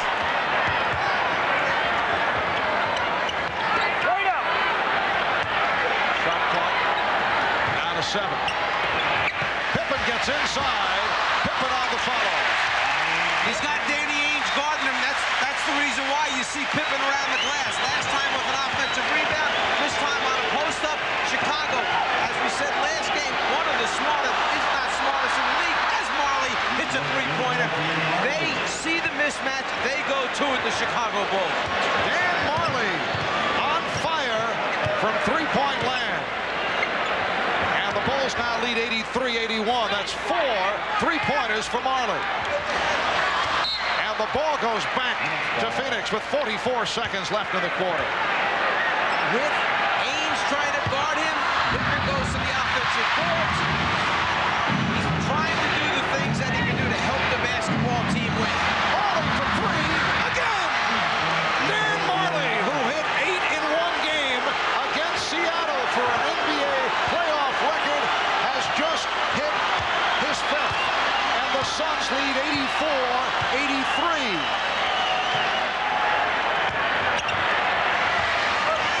20 seconds remaining in the quarter as Michael Jordan has given the Bulls a 1-point lead. You see what happened is, Marv, is Michael Jordan is on Danny Ainge. That's why Marley has had a lot of room to shoot those three-pointers. Final seconds of the third quarter. Jordan came over, and the foul has been called. With 2 and 8/10 seconds remaining, a good foul by Jordan to stop the flow. They had a foul to give. And there's number 5 by Dan Marley, and he holds the record for three-pointers in a game, 8 in one game. Paul Westphal very happy with it. That's a playoff record of 8 three-pointers in one game by Dan Marley. Tonight he's 5 of 6 from downtown. Here's Barkley getting it off. Yes! Charles Barkley with 4/10 of a second remaining in the quarters, giving the Suns a 1-point lead. Johnson off the intercept after 3 here in Chicago. The Suns look to be a sparked-up club. They lead the Bulls by the score of 86-85. Probably the best thing that could have happened with the time running out. Charles just gets it up there, doesn't think about his elbow a whole lot, and winds up shooting his best-looking jumper of the evening. 3 quarters complete. Phoenix by 1. We'll be back after these messages and a word from your local station.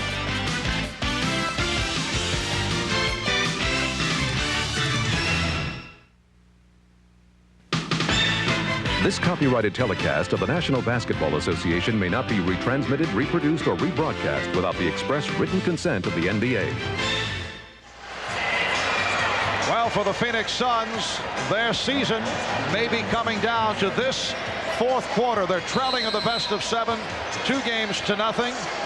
They lead the Bulls 86-85 as they desperately seek a victory, looking to make it 2-1 with a Game 4 here in Chicago on Wednesday. Charles Barkley, despite the injured elbow, did contribute in the third quarter. He'll sit down right here. Phoenix with Ainge, Johnson, Marley, West, and Miller on the floor. And as Phil Jackson has done a number of times and in the finals thus far, given Michael Jordan the necessary blow to begin the fourth quarter. He's played 32 of the 36 minutes to this point. He's resting right now.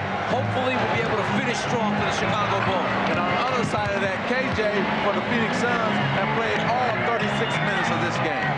John Paxson and Trent Tucker have come on for Chicago. On the floor with King, Williams, and Pippen. Shot clock at 4. Shot clock at 2. Pippen has to fling it. And a break for the Bulls. Last touch by Marley.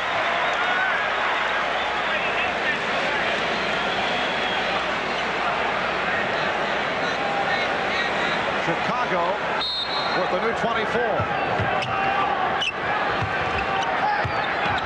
Scott Williams. Oh! Rebounded by Oliver Miller.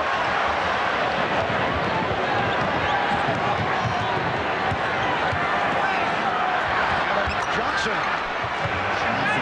18 for Johnson. I look for Kevin to go for offense right now because he has a strong man guard in him and Trent Tucker. So watch him going maybe into his offensive game. Suns 88. The Bulls 85. Michael Jordan sitting it out right here. He'll be ready for the stretch run. Jordan, the high man, with 29. Holding foul committed by Trent Tucker. Actually, neither one of these guards in the backcourt should be able to guard KJ off the dribble, whether it's Trent Tucker, who has to hold so he doesn't get down the lane there, or if it's Paxson, if they create the situation for him, KJ should be able to get the step to get by him. Then what happens after that, that's what remains to be seen. 6 assists for Kevin Johnson, all in the first half, along with 5 turnovers. And Johnson was fouled by Paxson. See, this is the move. This is a great move by Coach Wall Westphal. Look, I got my quickest man out on the court, and they have 2 slow guards on the court. We're going to go at those slow guards. Here's a replay here where Paxson couldn't do anything but grab him, but I like this right here. Plus, Kevin is feeling it. He wants to redeem himself for those other 2 games, and he's having that opportunity right now in the fourth quarter. Magic, they've gone back again to setting that screen with different personnel. It's either Ainge who sets it, or that time Marley set it. They're trying to take advantage of which guy they want to wind up having to guard KJ. They wanted Tucker. Tucker didn't want to switch. Paxson was late getting over. KJ turns the corner. Loose ball foul on Miller. First team foul committed by the Suns. They lead 89-85 with a minute and a half gone by fourth quarter. Phil Jackson will make the decision as to when he will reinsert Michael Jordan. Michael getting the rest. Paxson. Suns 89, Bulls 87. Paxson hitting on his first field goal attempt. With the pick for Kevin Johnson. Yes. Kevin Johnson has hit on 9 of 14. The Suns lead by 4. 2 minutes gone by in the fourth.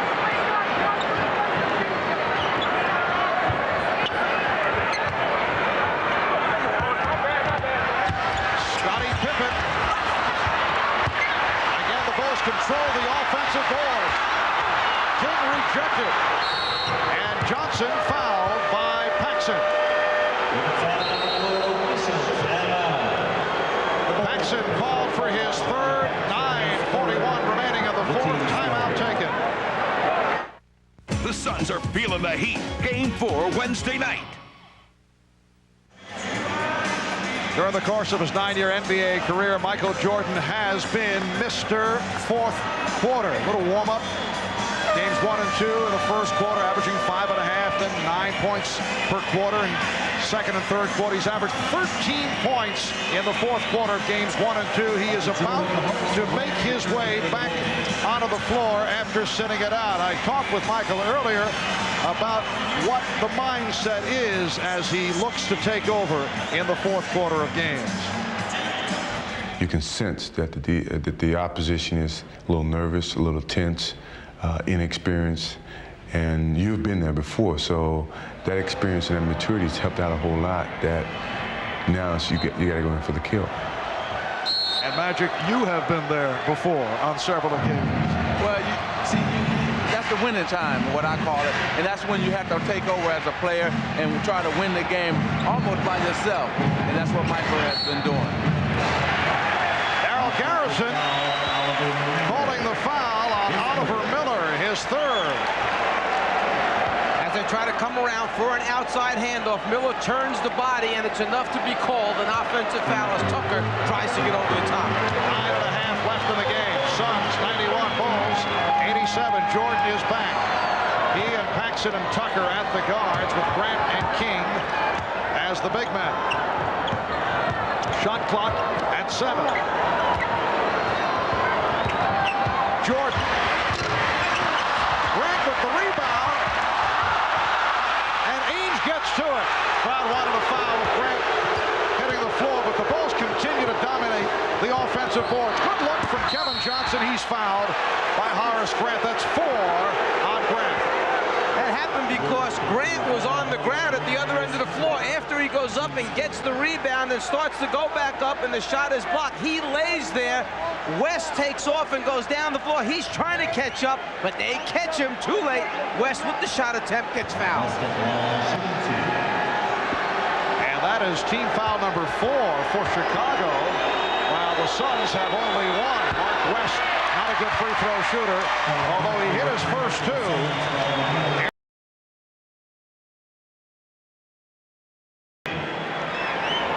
Phoenix went for a stretch there with their 2 big men, Oliver Miller and Mark West, their 2 best shot blockers. West had 103 shot blocks for the regular season. Miller, in much fewer games, had 100 block shots, and they changed a lot of the Chicago attempts. Plus, Phoenix slowed the game down. See, they're taking the crowd right out of this game, and they're doing a good job on their execution on offense as well. Jordan slicing his way, and he's fouled, and he took a pretty good shot. Did not appreciate it. They called an open floor set. Phil Jackson motions with his arms out wide, which means spread the floor, and you give it to Michael. He gets a full head of steam coming at you, and it's hard for the defense to close back down. As West came over, Jordan was poked in the eye. Well, he didn't like it up until he saw it with Charles Barkley. He said, okay, I'm going to let it go this time. That being Michael Jordan, he just said, okay, I'm not going to say anything. Well, we talked about that right before game 1. How friendships can play out during the course of a series. You mentioned the example of you and Isaiah Thomas, people checking you out. Teammates wanted to see if you would allow Isaiah to drive the lane. Would you knock him down? Well, Charles with a hard foul on Michael Jordan. Well, they know that they can be friends after this series is over, but not right now. Johnson set up by Barkley. Kevin Johnson has dramatically turned, and he's given the Suns a 94-88 lead. It's exactly what Magic talked about. Post Charles up. All he needs is 1 or 2 dribbles to draw the double team, then pass. And here comes Johnson. Bulls are 1 for 9 of the fourth quarter. Ainge pushed. Michael Jordan called for his 4th foul. And it also puts the Bulls over the limit. Sometimes a little bit of frustration can set in when you get to the front of the rim and you just don't get the roll. You're not able to convert the basket attempt. And then in that case, it sets Phoenix off to do what they like to do best, and that's get in transition and run. See, this is the best I've seen the Phoenix Suns play in the playoffs. And I was wondering when that Phoenix Suns team was going to come back and play like they did during the regular season. And in this game, they're playing like they did in the regular season. They're running, gunning, shooting, playing free playing at their pace, which is a fast pace. B.J. Armstrong checking in, and hearing it from the crowd as Trent Tucker departs. So it's Armstrong with Paxson and Jordan as they stay on the 3-guard alignment. Danny Ainge, one of the best free throw shooters in the league, 85% during the season. And the Suns now lead 96-88. I think Phil Jackson has his three-point assault team out there. Give Jordan the ball, put Paxson and BJ on the wings, see if he creates some shots for them. Suns have outscored the Bulls 10-3 in this fourth quarter. 4 minutes gone by. Shot clock down to 6. Shot clock at 3. Jordan for 3, way off, forced into a very difficult shot. Barkley pops it down. Ainge shooting for 3. Yes! Danny Ainge converts from downtown, and the Suns lead at 99-88. The Bulls take a timeout with 7:33 remaining in the fourth quarter. Takes a lot of courage, and Danny Ainge is not afraid to take a big shot. Instead of taking it to the hole where you get a higher percentage shot, he steps back behind the three-point line. Barkley, who fired the outlet pass, loves it. And the Bulls are now trailing by 11.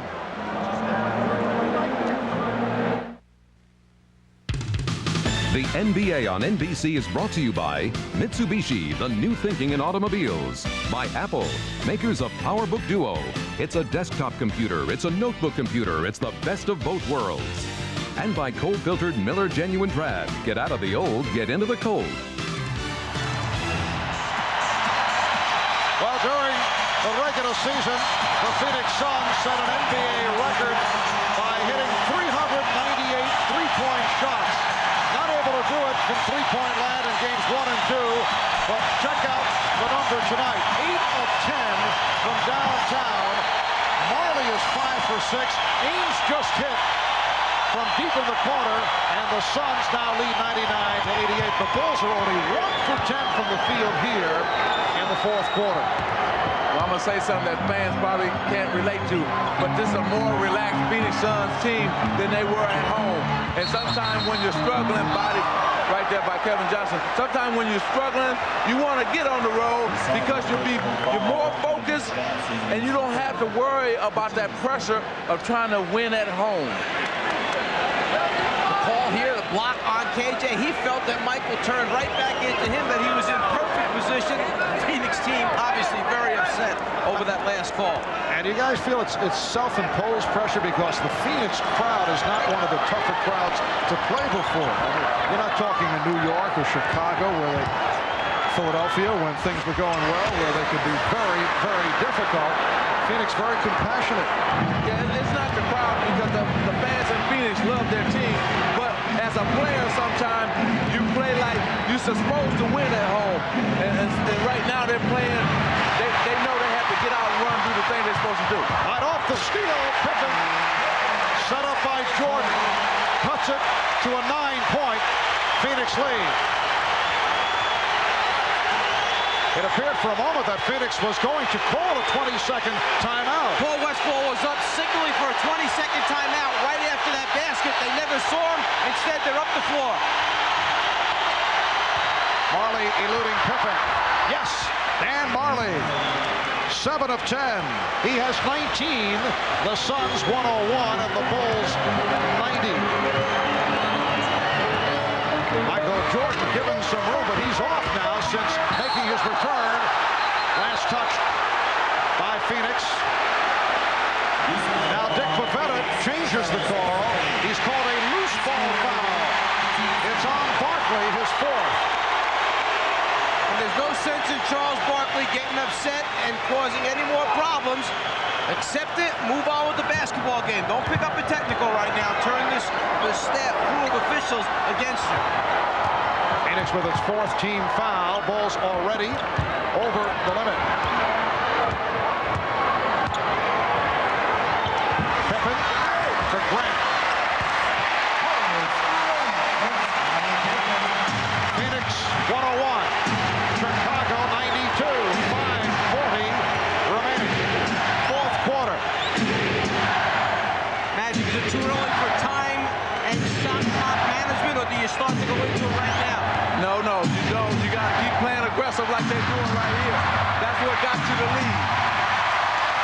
three-point attempt by Ames went way short.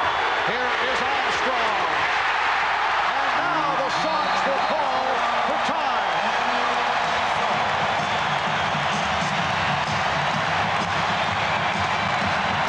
Phoenix by 7 with 5:14 left in the game.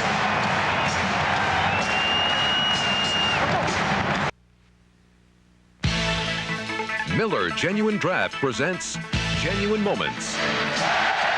This Miller moment takes us back to the 1980 finals when a rookie named Magic Johnson was forced to play center for the injured Kareem Abdul-Jabbar. The end result, 42 points, 15 rebounds, 7 assists as the Lakers beat the Philadelphia 76ers. 4 games to 2, Magic became the first rookie in NBA history to be named the MVP of the finals.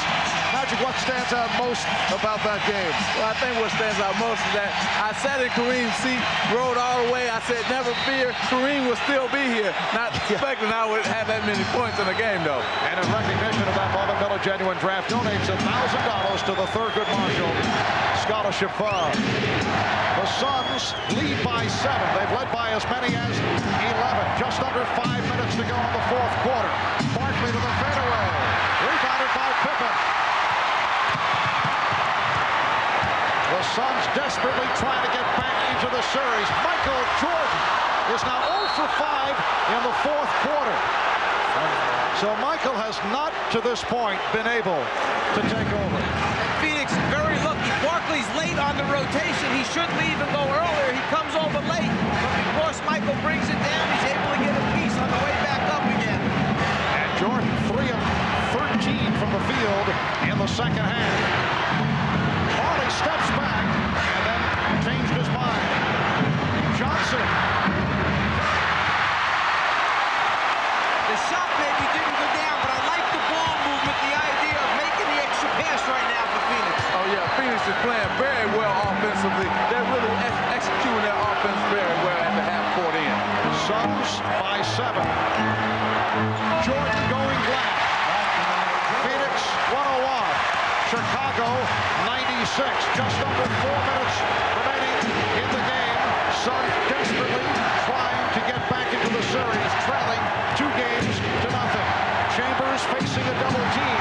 Chambers lost it. Pippen with the stutter step. Pippen recovered by Williams.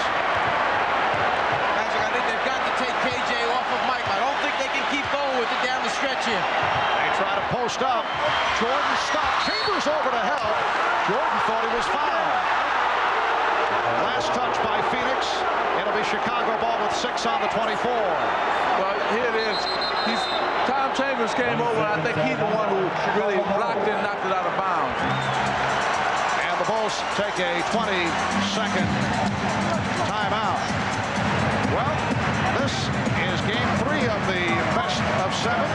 The first 2 played in Phoenix, both won by Chicago. Recapping in game 1, it was 31 points for Jordan, 27 for Pippen.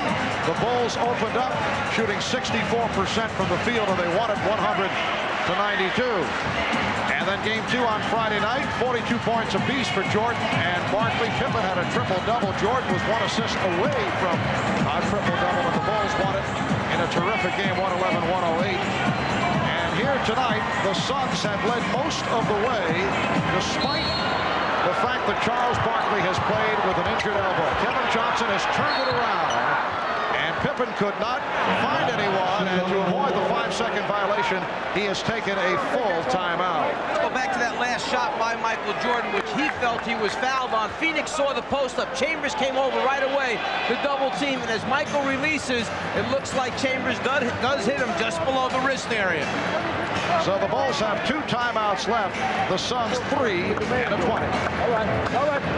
Back at Chicago Stadium, Marv Albert, Mike Fratello, Magic Johnson. Look at that stat. The Suns have certainly had their difficulties in the fourth quarter. Games 1 and 2, they were blank down the stretch.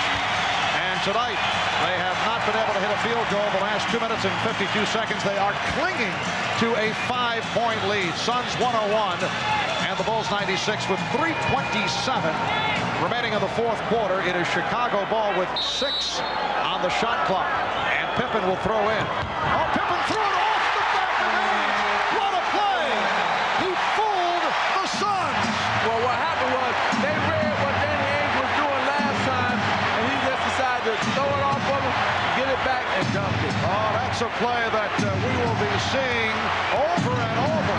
A heads-up move by the Bulls. That's a kick ball, so they get the new 24.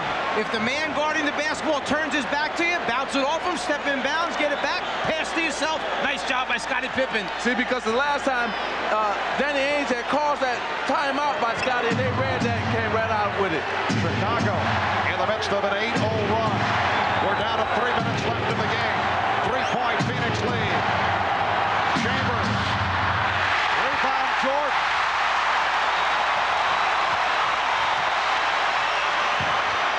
Jordan with the pull-up. Oh! A tip by Grant. Horace Grant brings Chicago within 1. Magic said it before. You've got to continue to play to win. You can't play not to lose. You have to assert yourself, still be aggressive, get good shots, and execute. Barkley to the reverse. And Charles Barkley did execute to give the Suns a 103-100 lead. Jordan and the tip missed by Williams. Barkley protecting the rebound. You can lose possession of the basketball. You keep swinging those elbows. You've got to be careful.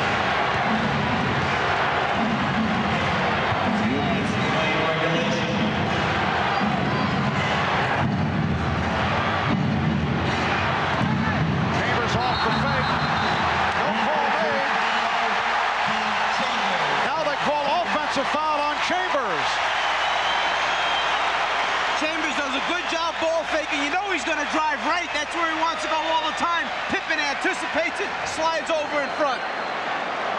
And here's Barkley's reaction. I don't know if he was reacting to the call, but what happened was he wanted Tom Chambers to kick it to the open man when Pippen had left. Suns lead by 3. Bulls trying to make it 3-0 in the best of 7.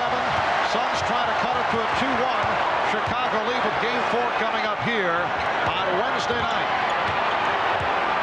Minute 35 to go, fourth quarter. Jordan sets up Grant. And the foul.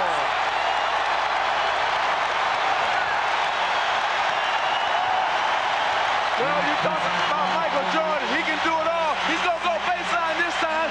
Take all the double teaming by Horace Grant. Slam dunk by Horace Grant. And this crowd is going crazy.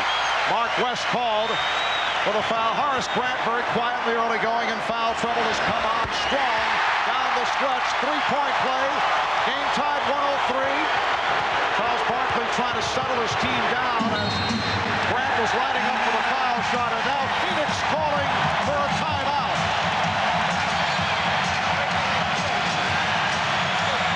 A minute 27 remaining in the fourth quarter. It's the Bulls back from an 11-point deficit, tying the game at 103.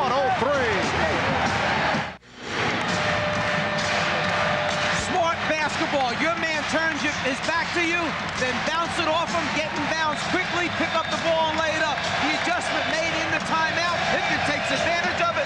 Maybe the biggest basket of the game for Chicago in turning this thing around.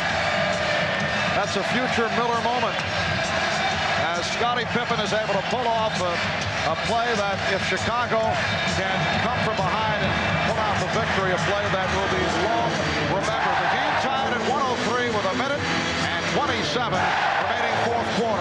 Now Phoenix must be aggressive now. They stopped being aggressive, and that's why this basketball game is tied. They must now attack, and stop standing around watching Charles Barkley, and somebody else must step up now. A subtle adjustment right now. Michael Jordan is guarding Kevin Johnson. They put the best defensive player in the league on the guy that's hurting him the most, Kevin Johnson. Michael Jordan's job, shut him down. A 20-second timeout was called by Phoenix to make the adjustment. A reminder, tonight, right here on NBC. After the game, don't miss Paul Reiser and Helen Hunt in a special telecast of the comedy Mad About You, and then the critically acclaimed Law and Order. That's coming up tonight here on NBC. Timeouts remaining, 2 apiece. Phoenix and Chicago each have their 2 full timeouts left, and Marley will throw in once again.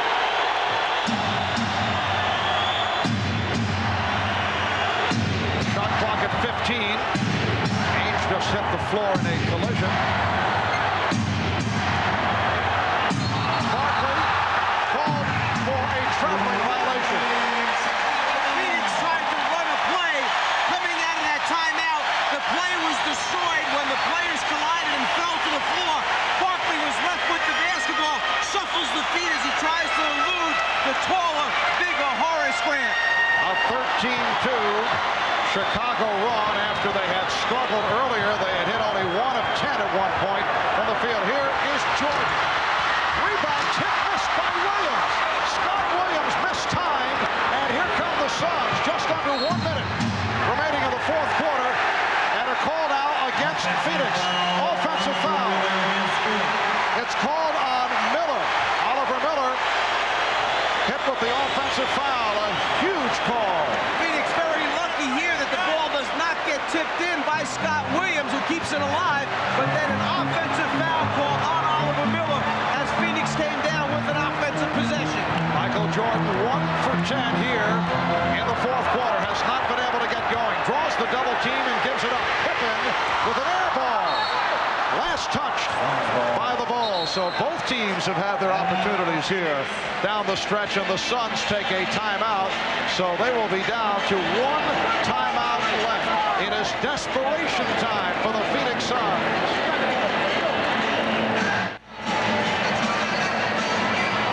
Well, in this 4th quarter, Chicago only 8 for 28, but how about 28 shots as compared to 10 for Phoenix? Marv, I think what's happening here is that the travel time has caught up with both teams, because, you know, they only had 1 day in between games. They flew all the way from Phoenix, and we had a well-played game until this quarter, but I think both of them, the legs are tired, and they're starting to feel it, both teams.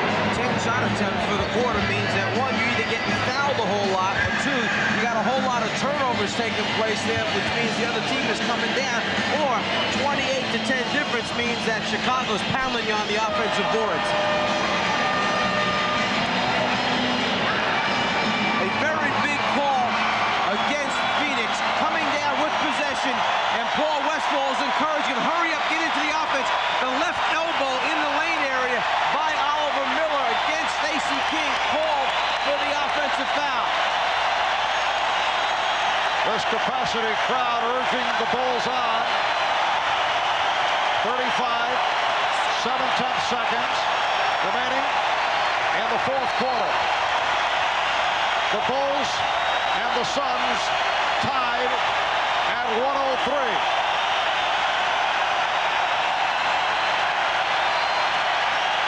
Has had problems getting the ball inbounds and getting into what they want to run because of Chicago's aggressive defense. Ainge will throw in.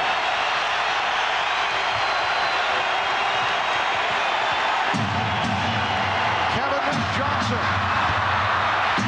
Rebounded by Michael Jordan.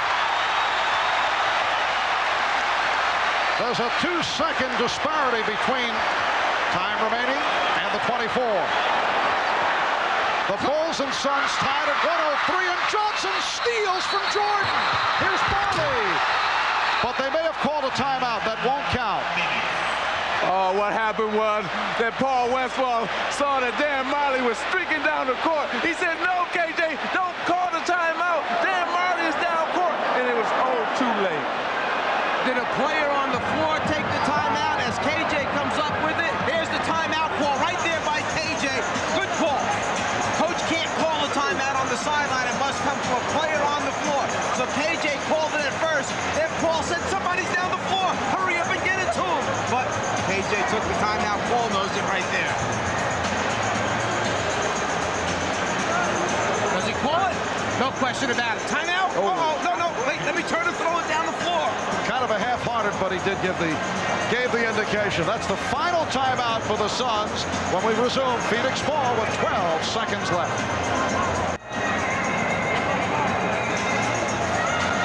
12 seconds remaining in regulation.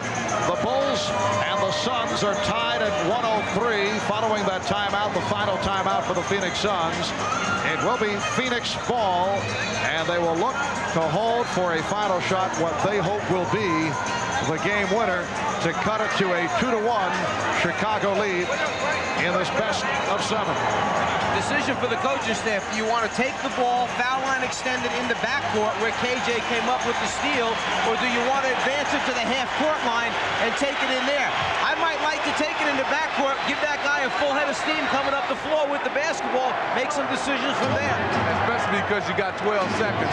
But I look for what Phoenix to do is run that same play they ran against San Antonio. Maybe that Charles Barkley just go one-on-one and put the game in his hands. Let's go over to Hannah.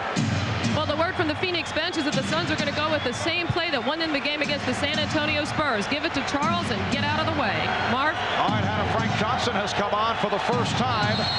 Danny Ainge will inbound. Dick Pavetta blows the whistle. And apparently Chicago wanted to look things over, and they take a timeout. Phil Jackson checking out the scheme of the Phoenix Suns, and he now has one timeout remaining. So we'll take a break. Bulls and Suns tied at 103.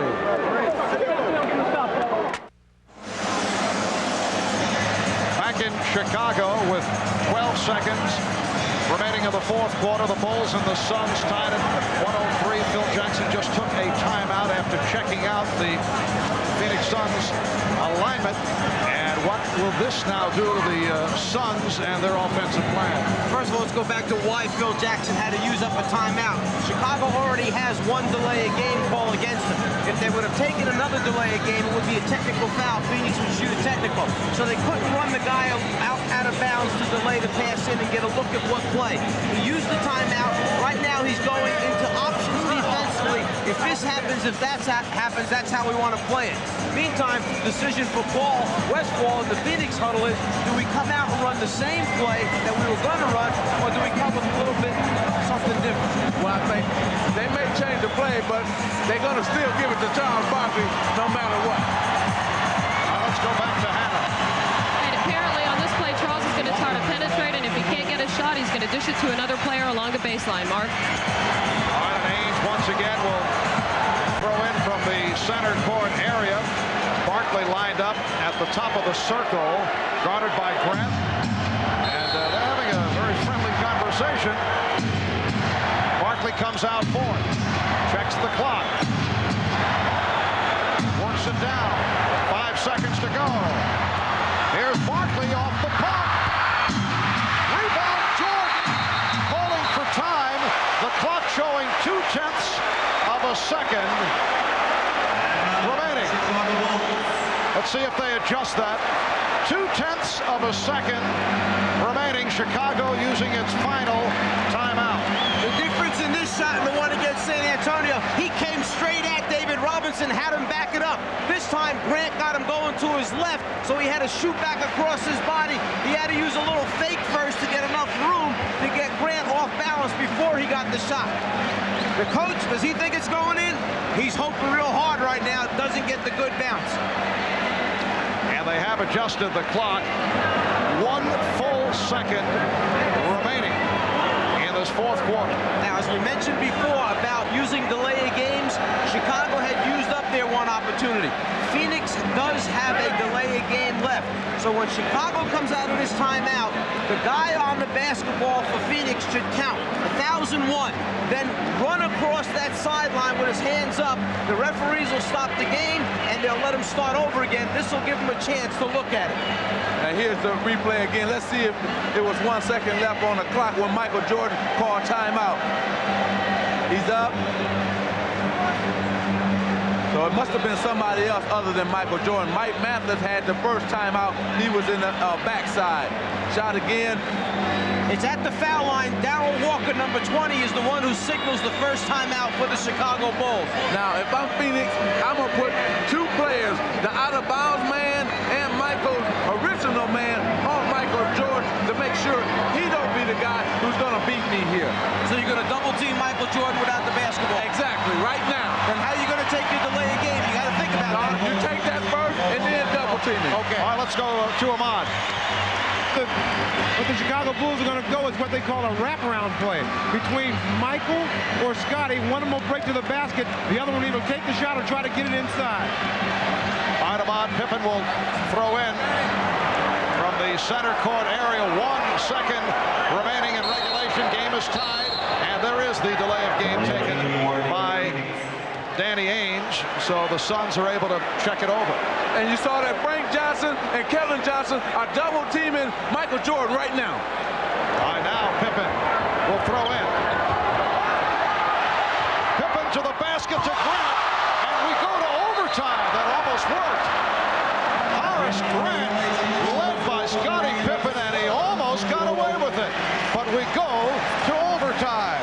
Okay, we were just talking about they should double team Michael Jordan to make sure he doesn't be the one who beat you, that anybody else on the floor beat you. There's the pass by Pippen inside to Grant, who just can't control it to convert the basket attempt. As Magic said, Michael 2 times, he can't get free. That's where Scotty's trying to go with the pass at first. He can't get it, so he goes to the Grant option. So we head to overtime. The Bulls and Suns tied at 103. Yeah, good night, Phil.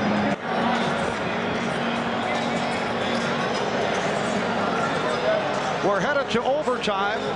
The Bulls and the Suns are tied at 103. Last time an NBA final game went to OT was here in Chicago last year. Game 2, Portland beat Chicago 115 to 104. A most intriguing play attempted with Pippen trying on the lead to connect with Grant. The reaction by Phil Jackson, who was a member of that 69-70 New York Knicks team that, sad to admit, but I recall Christmas night at Madison Square Garden, Red Holzman pulled off a Walt Clyde Frazier inbounds pass from center court to Willis Reed that won the game at the buzzer against Detroit. That very same play. Obviously, I wouldn't remember. As I said, in the 60s, I was just a baby at that time. Right. I'm not even going to go into it. I'm not going to touch that one. On to the 5-minute overtime. Charles Barkley has played 39 minutes.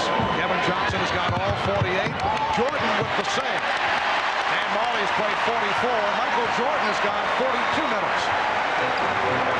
In the fourth quarter, the Bulls 8 for 29 from the field. The Suns 6 for 12, and Jordan only 1 of 10, so he was not able to take over. And that is very rare. Michael is off. Danny Ainge moving across. Ainge, Marley, Johnson, Barkley, and West on the floor for the Suns. They double up on Ainge, who gets it to West.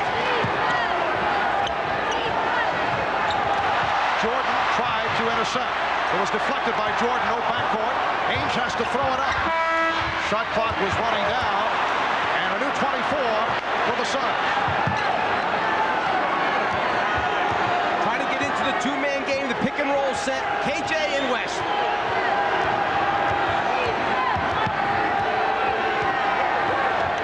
Seven on the 24. Good look by Johnson, and West will go to the line. He was held. Mark West was fouled. Once you run 2-man basketball and you're double teamed as the ball handler, the roll man gets a defensive guy to rotate to him, then the other 3 players must get to spots on the floor. The spot that time right in the heart of the defense, middle of the lane. Mark West, 52% free throw shooter, but 3 of 4 from the line tonight.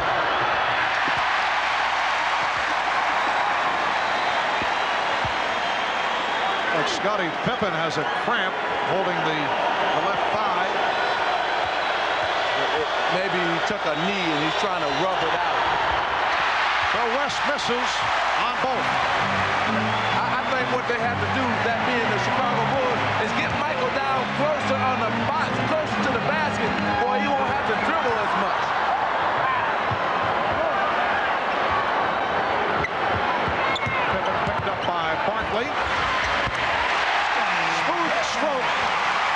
Pippen, who has 26. The Bulls 105, the Suns 103. We are in overtime, 3:20 remaining.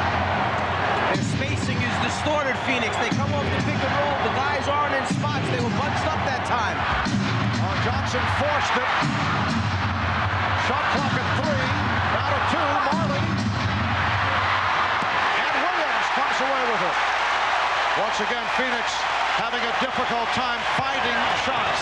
But see, Marv, they should use the decoy man. Go through Charles Barkley on the post. They were getting a lot of good shots doing that. Now they've gone away from that, and they've gone to the pick and roll play. Armstrong for 3. Barkley rebound. Phoenix has missed its last 5 shots. 2.5 left in overtime. Barkley came up short, expected some contact, and then Grant stepped away. A big possession right here for the Chicago Bulls because they can take control of this game if they can score here. Pippen. Last touch by the Suns. The officials right now are letting these two teams play. There's a lot of body contact. They're letting the players determine the outcome. Phil Jackson is hollering at Scotty and BJ. He want to get something going to that basket where he can get a foul or maybe a layup and not jump shots right here. Crowd chanting, let's go Bulls. Jordan to the basket. He's 1 for his last 12. Good job by West stepping up that time to take away that clean look of Michael Jordan.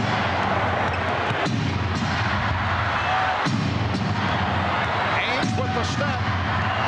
Barkley through the foul. Took a hip check from Scott Williams. Charles Barkley will shoot a pair. Something that wasn't happening in game 1 and 2 as the Bulls players were putting it on the floor. No one was coming over. There you see West. Even though Michael goes by him, he doesn't get a clean look. And now Charles initiates the contact with the ball fake, just wants to draw body contact, and then maybe the shot will fall. Who knows? But now they've got to make their free throws. Barkley only 2 of 5 from the line, 76% for the season. Barkley with 16 points, 16 rebounds, and he has played hurt. And on this next free throw, it will be a 23-5 advantage at the foul line in favor of the Phoenix Suns.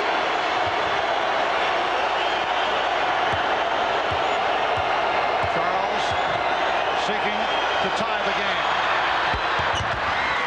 The Suns and the Bulls at 105 apiece. 40 left in overtime. Jordan working down low. Changed his shot but drew the foul. West came over looking for the block. Give Scott Williams almost the assist or the credit for that because he blocked. He blocked off KJ in order for him to come over and help.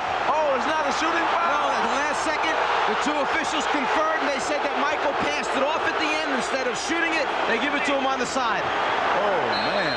And the foul was committed by Barkley, his 5th. Now Phil Jackson calls for a timeout with 1:33 left in OT. The determining factor at the end, after the whistle, watch what Michael does with the basketball. Does he shoot the basketball or does he try to hit a teammate with a pass? In their opinion, he was trying to hit Grant underneath, so they give him the ball out on the side. With the timeout, he'll step out for these words. Coaches tell players when you foul, don't let the offensive guy get his arms up to the basket if you can. Hold him down. KJ holds Michael Jordan's right arm there. He grabs him, and because of that, Jordan can't follow through for a shot attempt. So as a result, it looks like he's trying to pass the ball to Horace Grant. The officials conferred. They awarded the ball out on the side. Michael saying, he pulled my arm down. That's why I couldn't shoot it. Phil Jackson, the coach, he can't believe it. The Well, when the last time you seen Michael Jordan go to the basket and you know it's winning time and he's not going to shoot it? You know that man's been in this situation millions of times. You know he's going to shoot that basketball. So the Bulls get the new 24. Minute 33 remaining in overtime. Game time 105.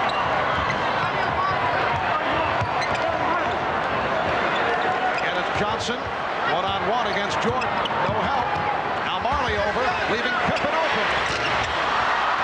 And on the back tap, comes back to Jordan. Phoenix did a good job of defending it.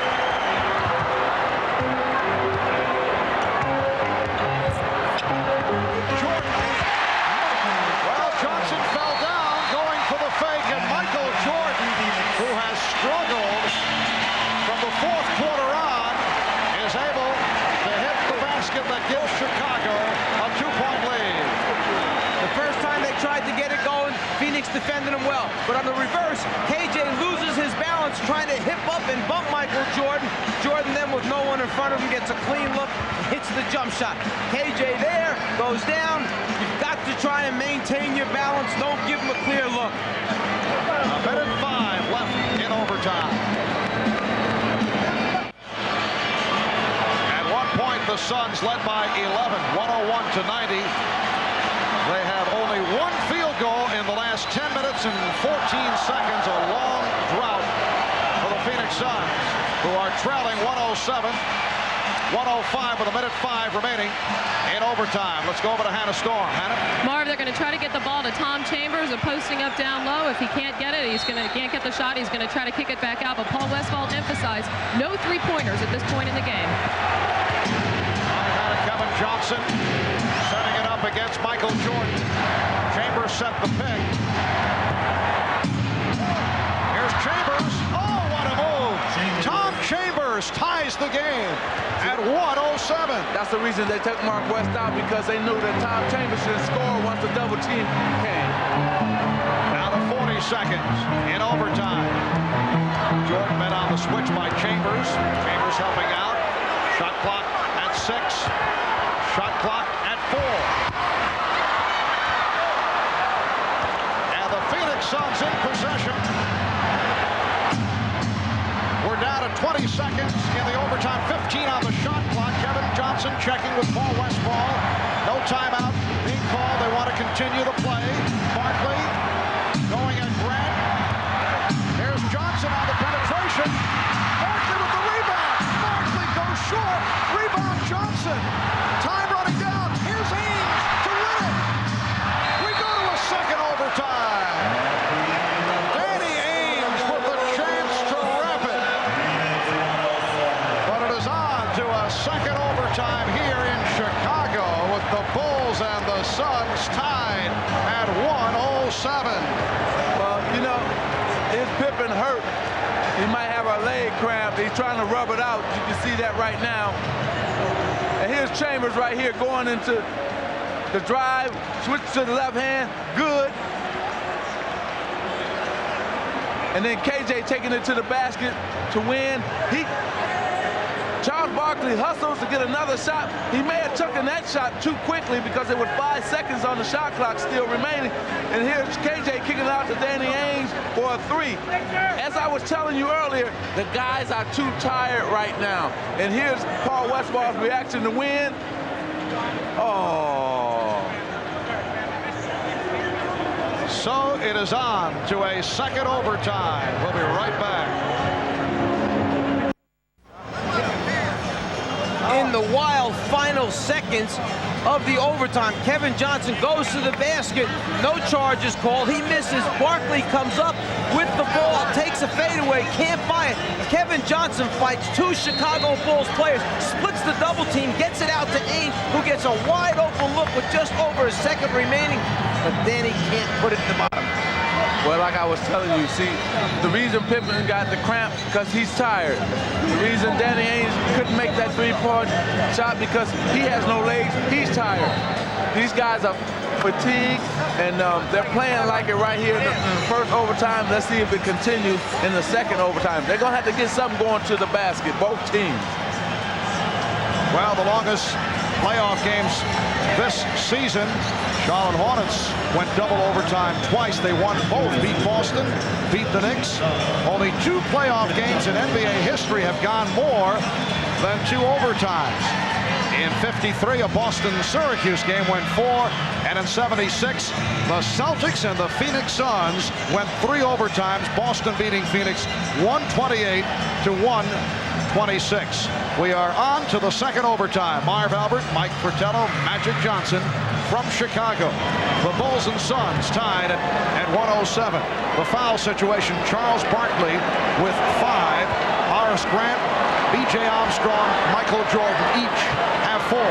Barkley and Grant on the tip. It is controlled by the Suns. Phoenix at one point led by as many as 11. They went cold down the stretch in the fourth quarter. The Bulls and Suns each scored only 4 points in that first overtime. Here's Marley from 3. Marley has hit 5 from three-point land. I tell you, you're not going to be able to hit jump shots because everybody on both teams is tired. They're just fatigued. So you're going to have to go inside. Armstrong, Tucker.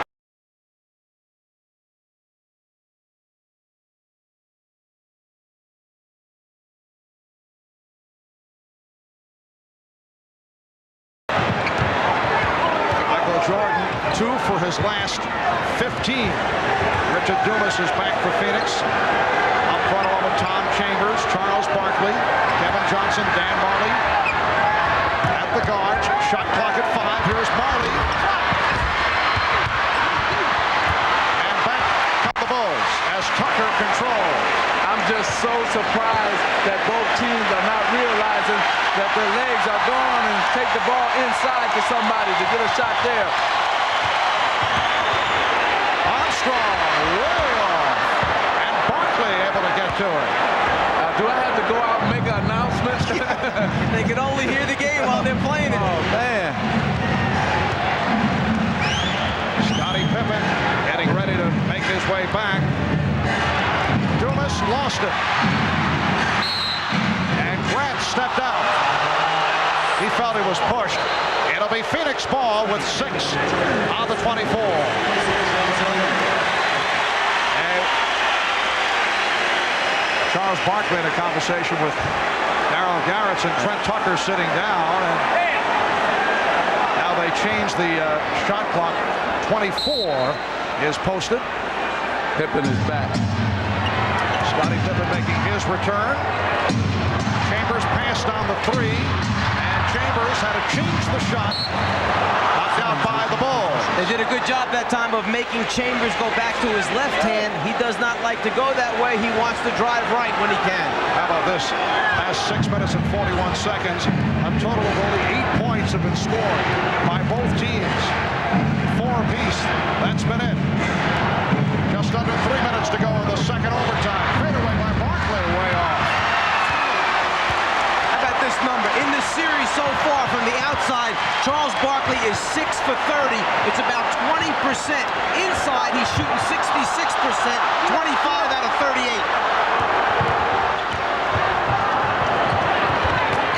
Inside for Williams. Well, Pippen did get it. Down low to Scott Williams. Chicago leads by 2. That's what you have to do. Move the ball around. They got a good shot that time, Chicago. For Scott Williams, that is his first field goal of the night. He does have 13 rebounds.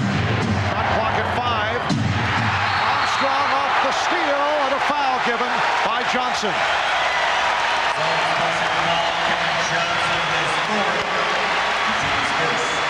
A little body bump makes KJ lose control right there of the dribble, but a smart foul in the backcourt before BJ can cross the half-court line, so no free throws will be awarded.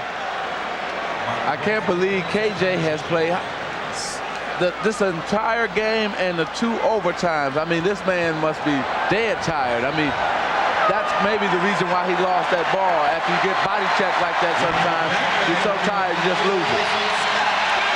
Bill Cartwright replacing Scott Williams. There's Frank Johnson, who made just a brief appearance tonight. Bulls by 2. We come up on 2 minutes remaining in the second overtime. Jordan! And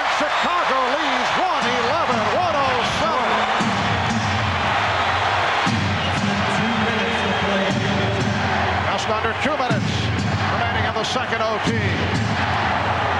Marley gets inside. Marley on the rebound. Good second effort by Dan Marley to bring the Suns within 2. We just got 6 straight points scored. All of them have been inside. So they're starting to take the ball inside. That's both teams. Scottie Pippen came up hobbling. And a foul is called. Suns doubling up on Jordan. It's on Kevin Johnson. That is his 5th. Jordan flashes across the lane, goes box to box, catches KJ on his back. They deliver the ball right on time at the right moment, just when Michael needed it to convert the layup. Minute and a half left in the second overtime. Welcome back to Chicago. We're in the second overtime, and the Bulls lead the Suns 111-109. The Phoenix franchise and their fans certainly familiar with this game back in June of 1976. Garfield Hurd hitting over Don Nelson to force a 3rd overtime of the NBA Championship Series. Eventually, the Boston Celtics went on to defeat the Phoenix Suns 128-126. The longest NBA Finals contest. 3 overtimes, and the Celtics beat the Phoenix Suns. We have 1 minute and 30 to go in this, the second overtime, and the Bulls with a 2-point lead and the ball. The more on the Scottie Pippen situation. You saw him come up limping a moment ago. Let's go to Ahmad Rashad. All right, Marv, it's still that problem with those cramps. Every time he moves, he gets a cramp in a different place. I just found out that if he's not able to go,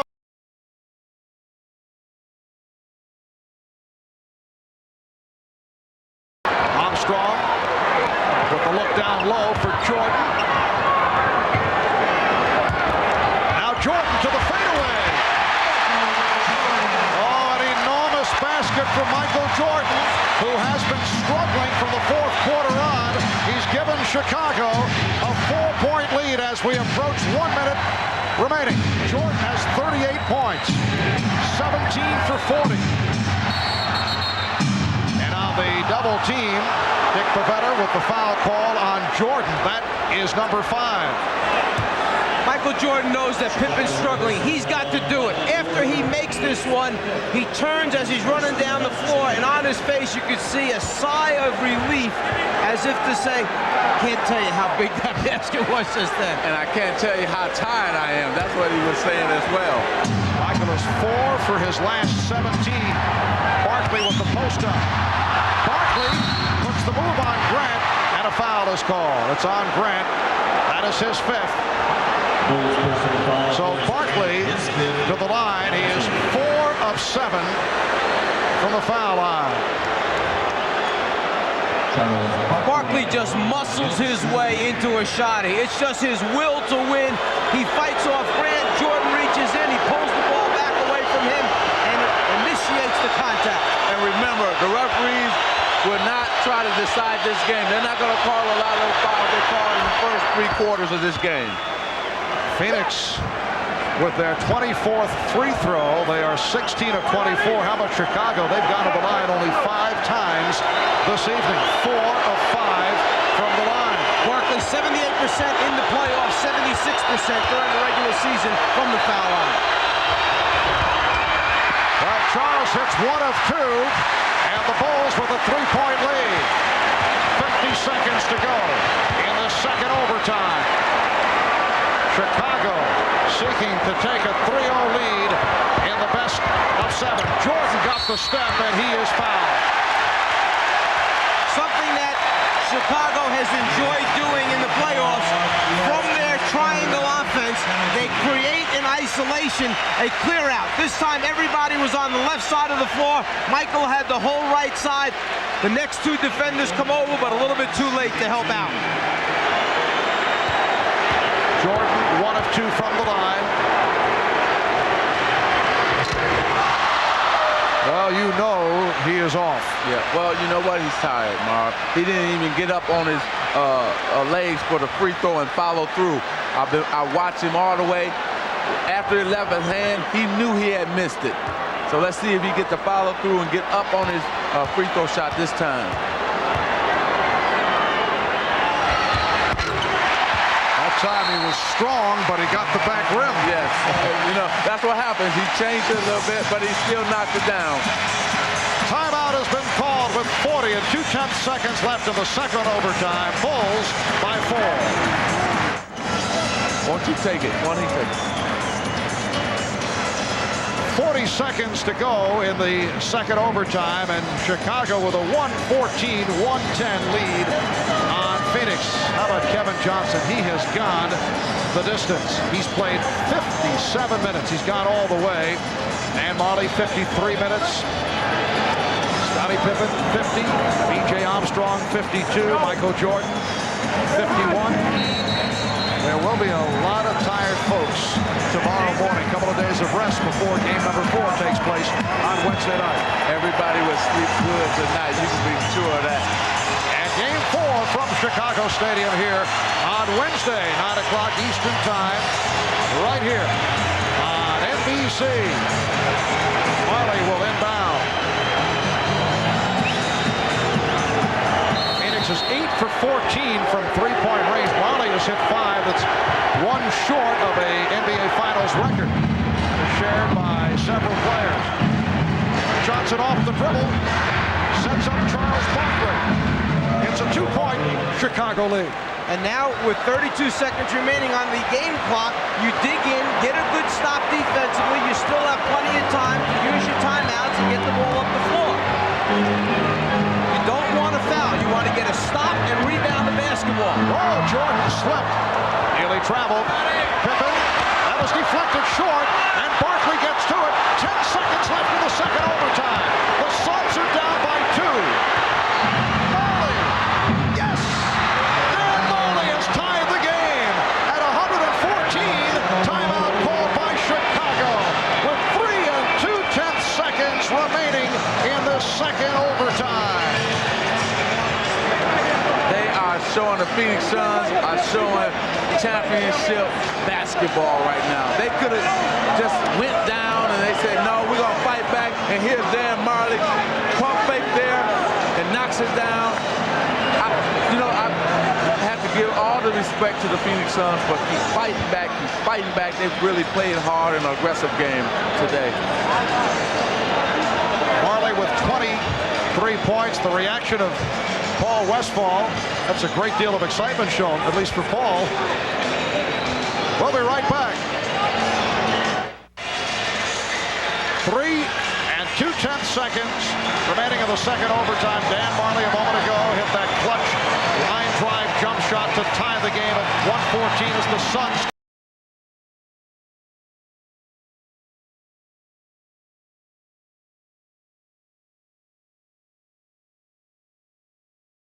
Johnson and Mark West. They're going down to double team Michael Jordan again, just like they did earlier.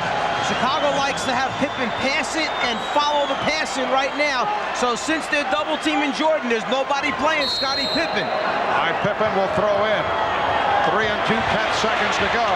Grant for Pippen. He has the shot. Gets it off.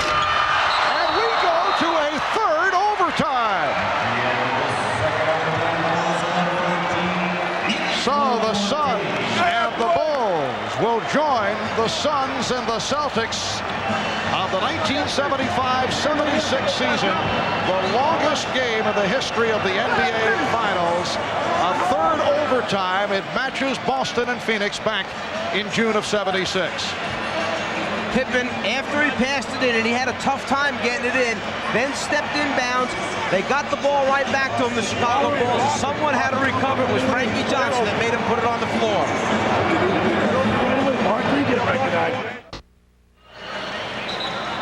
The double team is down here on the baseline on Michael Jordan. Here's Pippen with the ball. When he passes it, this defensive player must come back and pick him up, or else he'll be all by himself.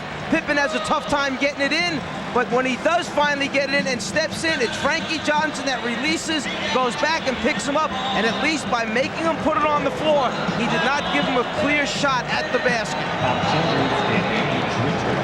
Man, You know, I hate to say this cliche thing, but this NBA is fantastic. This is the reason that slogan is made up, because this game is fantastic. This Chicago-Phoenix game. This is unbelievable right here. We head on to a third overtime. The Bulls and the Suns at 114 apiece. The foul rundown, 5 apiece on Horace Grant, Michael Jordan, Charles Barkley, and Kevin Johnson. And the Suns control the tip. Johnson played by Jordan.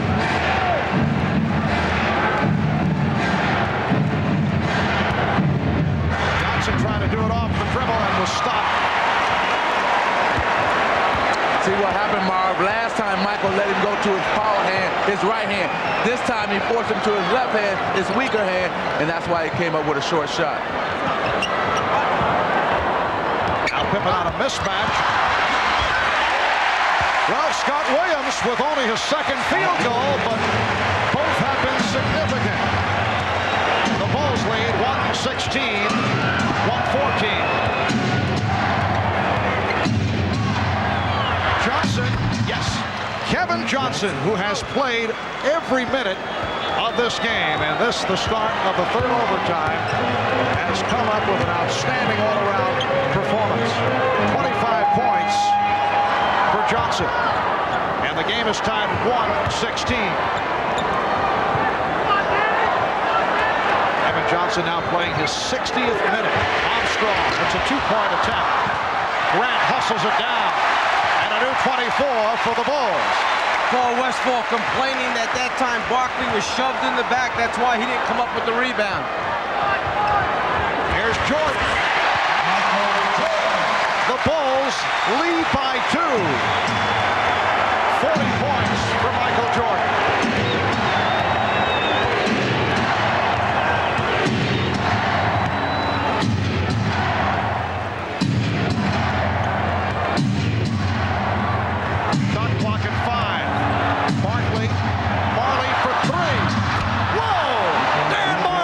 Sixth three-pointer, and that ties an NBA Finals record. Put Dan Marley alongside Michael Cooper, Michael Jordan, and Bill Laimbeer. You recall Jordan did it against Portland in last season's NBA Final. Marley hit 8 for a playoff record in the Seattle series. Marley came up with that steal, and Barkley able to finish it off. So the Suns lead by 3 off the three-pointer by Marley, and then the steal by Marley leading to the breakaway basket. After Charles Barkley thought a double team was coming, he kicked out Marley, knowing that he's got to get it up before Pippen can rotate back out to him, launches it from way behind the three-point line. Then back at the defensive end of the floor, Pippen starts to throw a backdoor pass to Michael Jordan, but Michael changed direction. Scotty lost control. Phoenix off on the fast break. Dan Marley with 26 points. He's hit 6 from downtown, and Marley with his 6th three-pointer ties the NBA Finals record. 6 for 8 from three-point land for Marley. Suns lead it by 3. 2 minutes, 36 seconds remaining. We are in the third overtime here in Chicago. 5 apiece on Barkley, Johnson, Grant, and Jordan. How about Kevin Johnson? He has played in 7 seconds. It will officially be 61 minutes. The most minutes ever played in an NBA Finals series. Garfield Hurd, 61 minutes in that triple overtime between Boston and Phoenix, and Kevin Johnson about to pass him by. The Suns lead 121, 118. Jordan drawing the double team. Shot clock is down to 7. Pippen. Shot clock down to 3. Pippen's shot fell short. Ainge with the rebound. See, they've kept Kevin Johnson on Michael Jordan. The reason is foot speed out in front. But as soon as he makes a move down towards the basket, they come and double team Michael and trying to get the ball out of his hand. And Dick Pivetta with the foul call. The Bulls personal foul 54. Horace Grant has fouled out. So Grant, who came on late, finishes with 13 points and 17 rebounds. And that a big loss for the Bulls. KJ going to his left, not as effective as going to his right, but the bump there by Grant brings on his last foul. Coach, he kind of likes it. Horace Grant hearing it from the crowd. He's replaced by Stacey King. Horace went 44 minutes.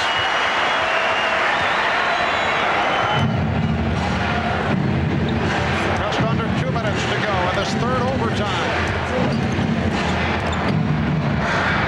Open shot for Chambers. And King able to get to Barkley on the intercept. Charles Barkley with the interception and the field goal. And the Suns now lead by 5. Charles Barkley taking a page out of that Chicago book where they like to hang around in the backcourt and steal outlet passes. No bigger one than that for Charles. Armstrong rebounded by Marley. And Kevin Johnson controls. Now to a minute and 20 remaining in this third overtime. A remarkable turnaround by the Phoenix Suns, able to come from behind on several occasions during the course of the overtime. Here's Marley, and he's fouled. Marley was hacked, and he'll go to the line. Here it comes right here. The Barkley still, what he's going to do, he's going to pretend like he's going down court, then all of a sudden start right in front of Michael Jordan and lays it right back in. You got to love the heart, the character of this Phoenix Suns team from coming back. They looked like they were going to lose it, then kept coming back, and now they have a chance to win this game right now. As we mentioned earlier, the Phoenix Suns had the best road record in the NBA during the regular season at 27-14. Chicago Bulls during the regular season were not invincible at home, but this not the same Chicago Bulls team during the playoffs that we saw during the regular campaign when they went 31-10. But in the finals, the Bulls, over the last 3 years, 3-2 at home and on the road 7-up and 1 down, which is surprising. Sometimes players have a hard time understanding why coaches emphasize points early in the game. Go back to when, at the end of the first quarter, Pippen went a little bit too soon to the basket. And Jordan gets the roll. 5-point Phoenix lead. Just under 1 minute remaining in this third overtime. Okay, this is clock management time now. Run that clock all the way down into the Phoenix Suns and then get a shot maybe right at the end of it. Shot clock at 7. Ainge was hit by Tucker. Bulls are over the limit. So Ainge, who is a terrific free throw shooter at 85%, will go to the line. He's 2 for 2 tonight. If it seems like the Phoenix Suns are doing a better job running the pick and roll right now than they were earlier, the main reason is because the guy setting the screen is actually screening someone. He's putting a body on him. Early in the game, they were missing it, so as a result, Chicago was able to either get over or go under and recover and play both players. Right now, 2 defensive players are being occupied by the man with the ball because a good screen has been set. And a timeout called by Phil Jackson. The Suns lead by 7 with 40 and 9/10 seconds to go in this third overtime. Premature celebration by several members of the Phoenix Suns. With the timeout, we'll take a break for these messages.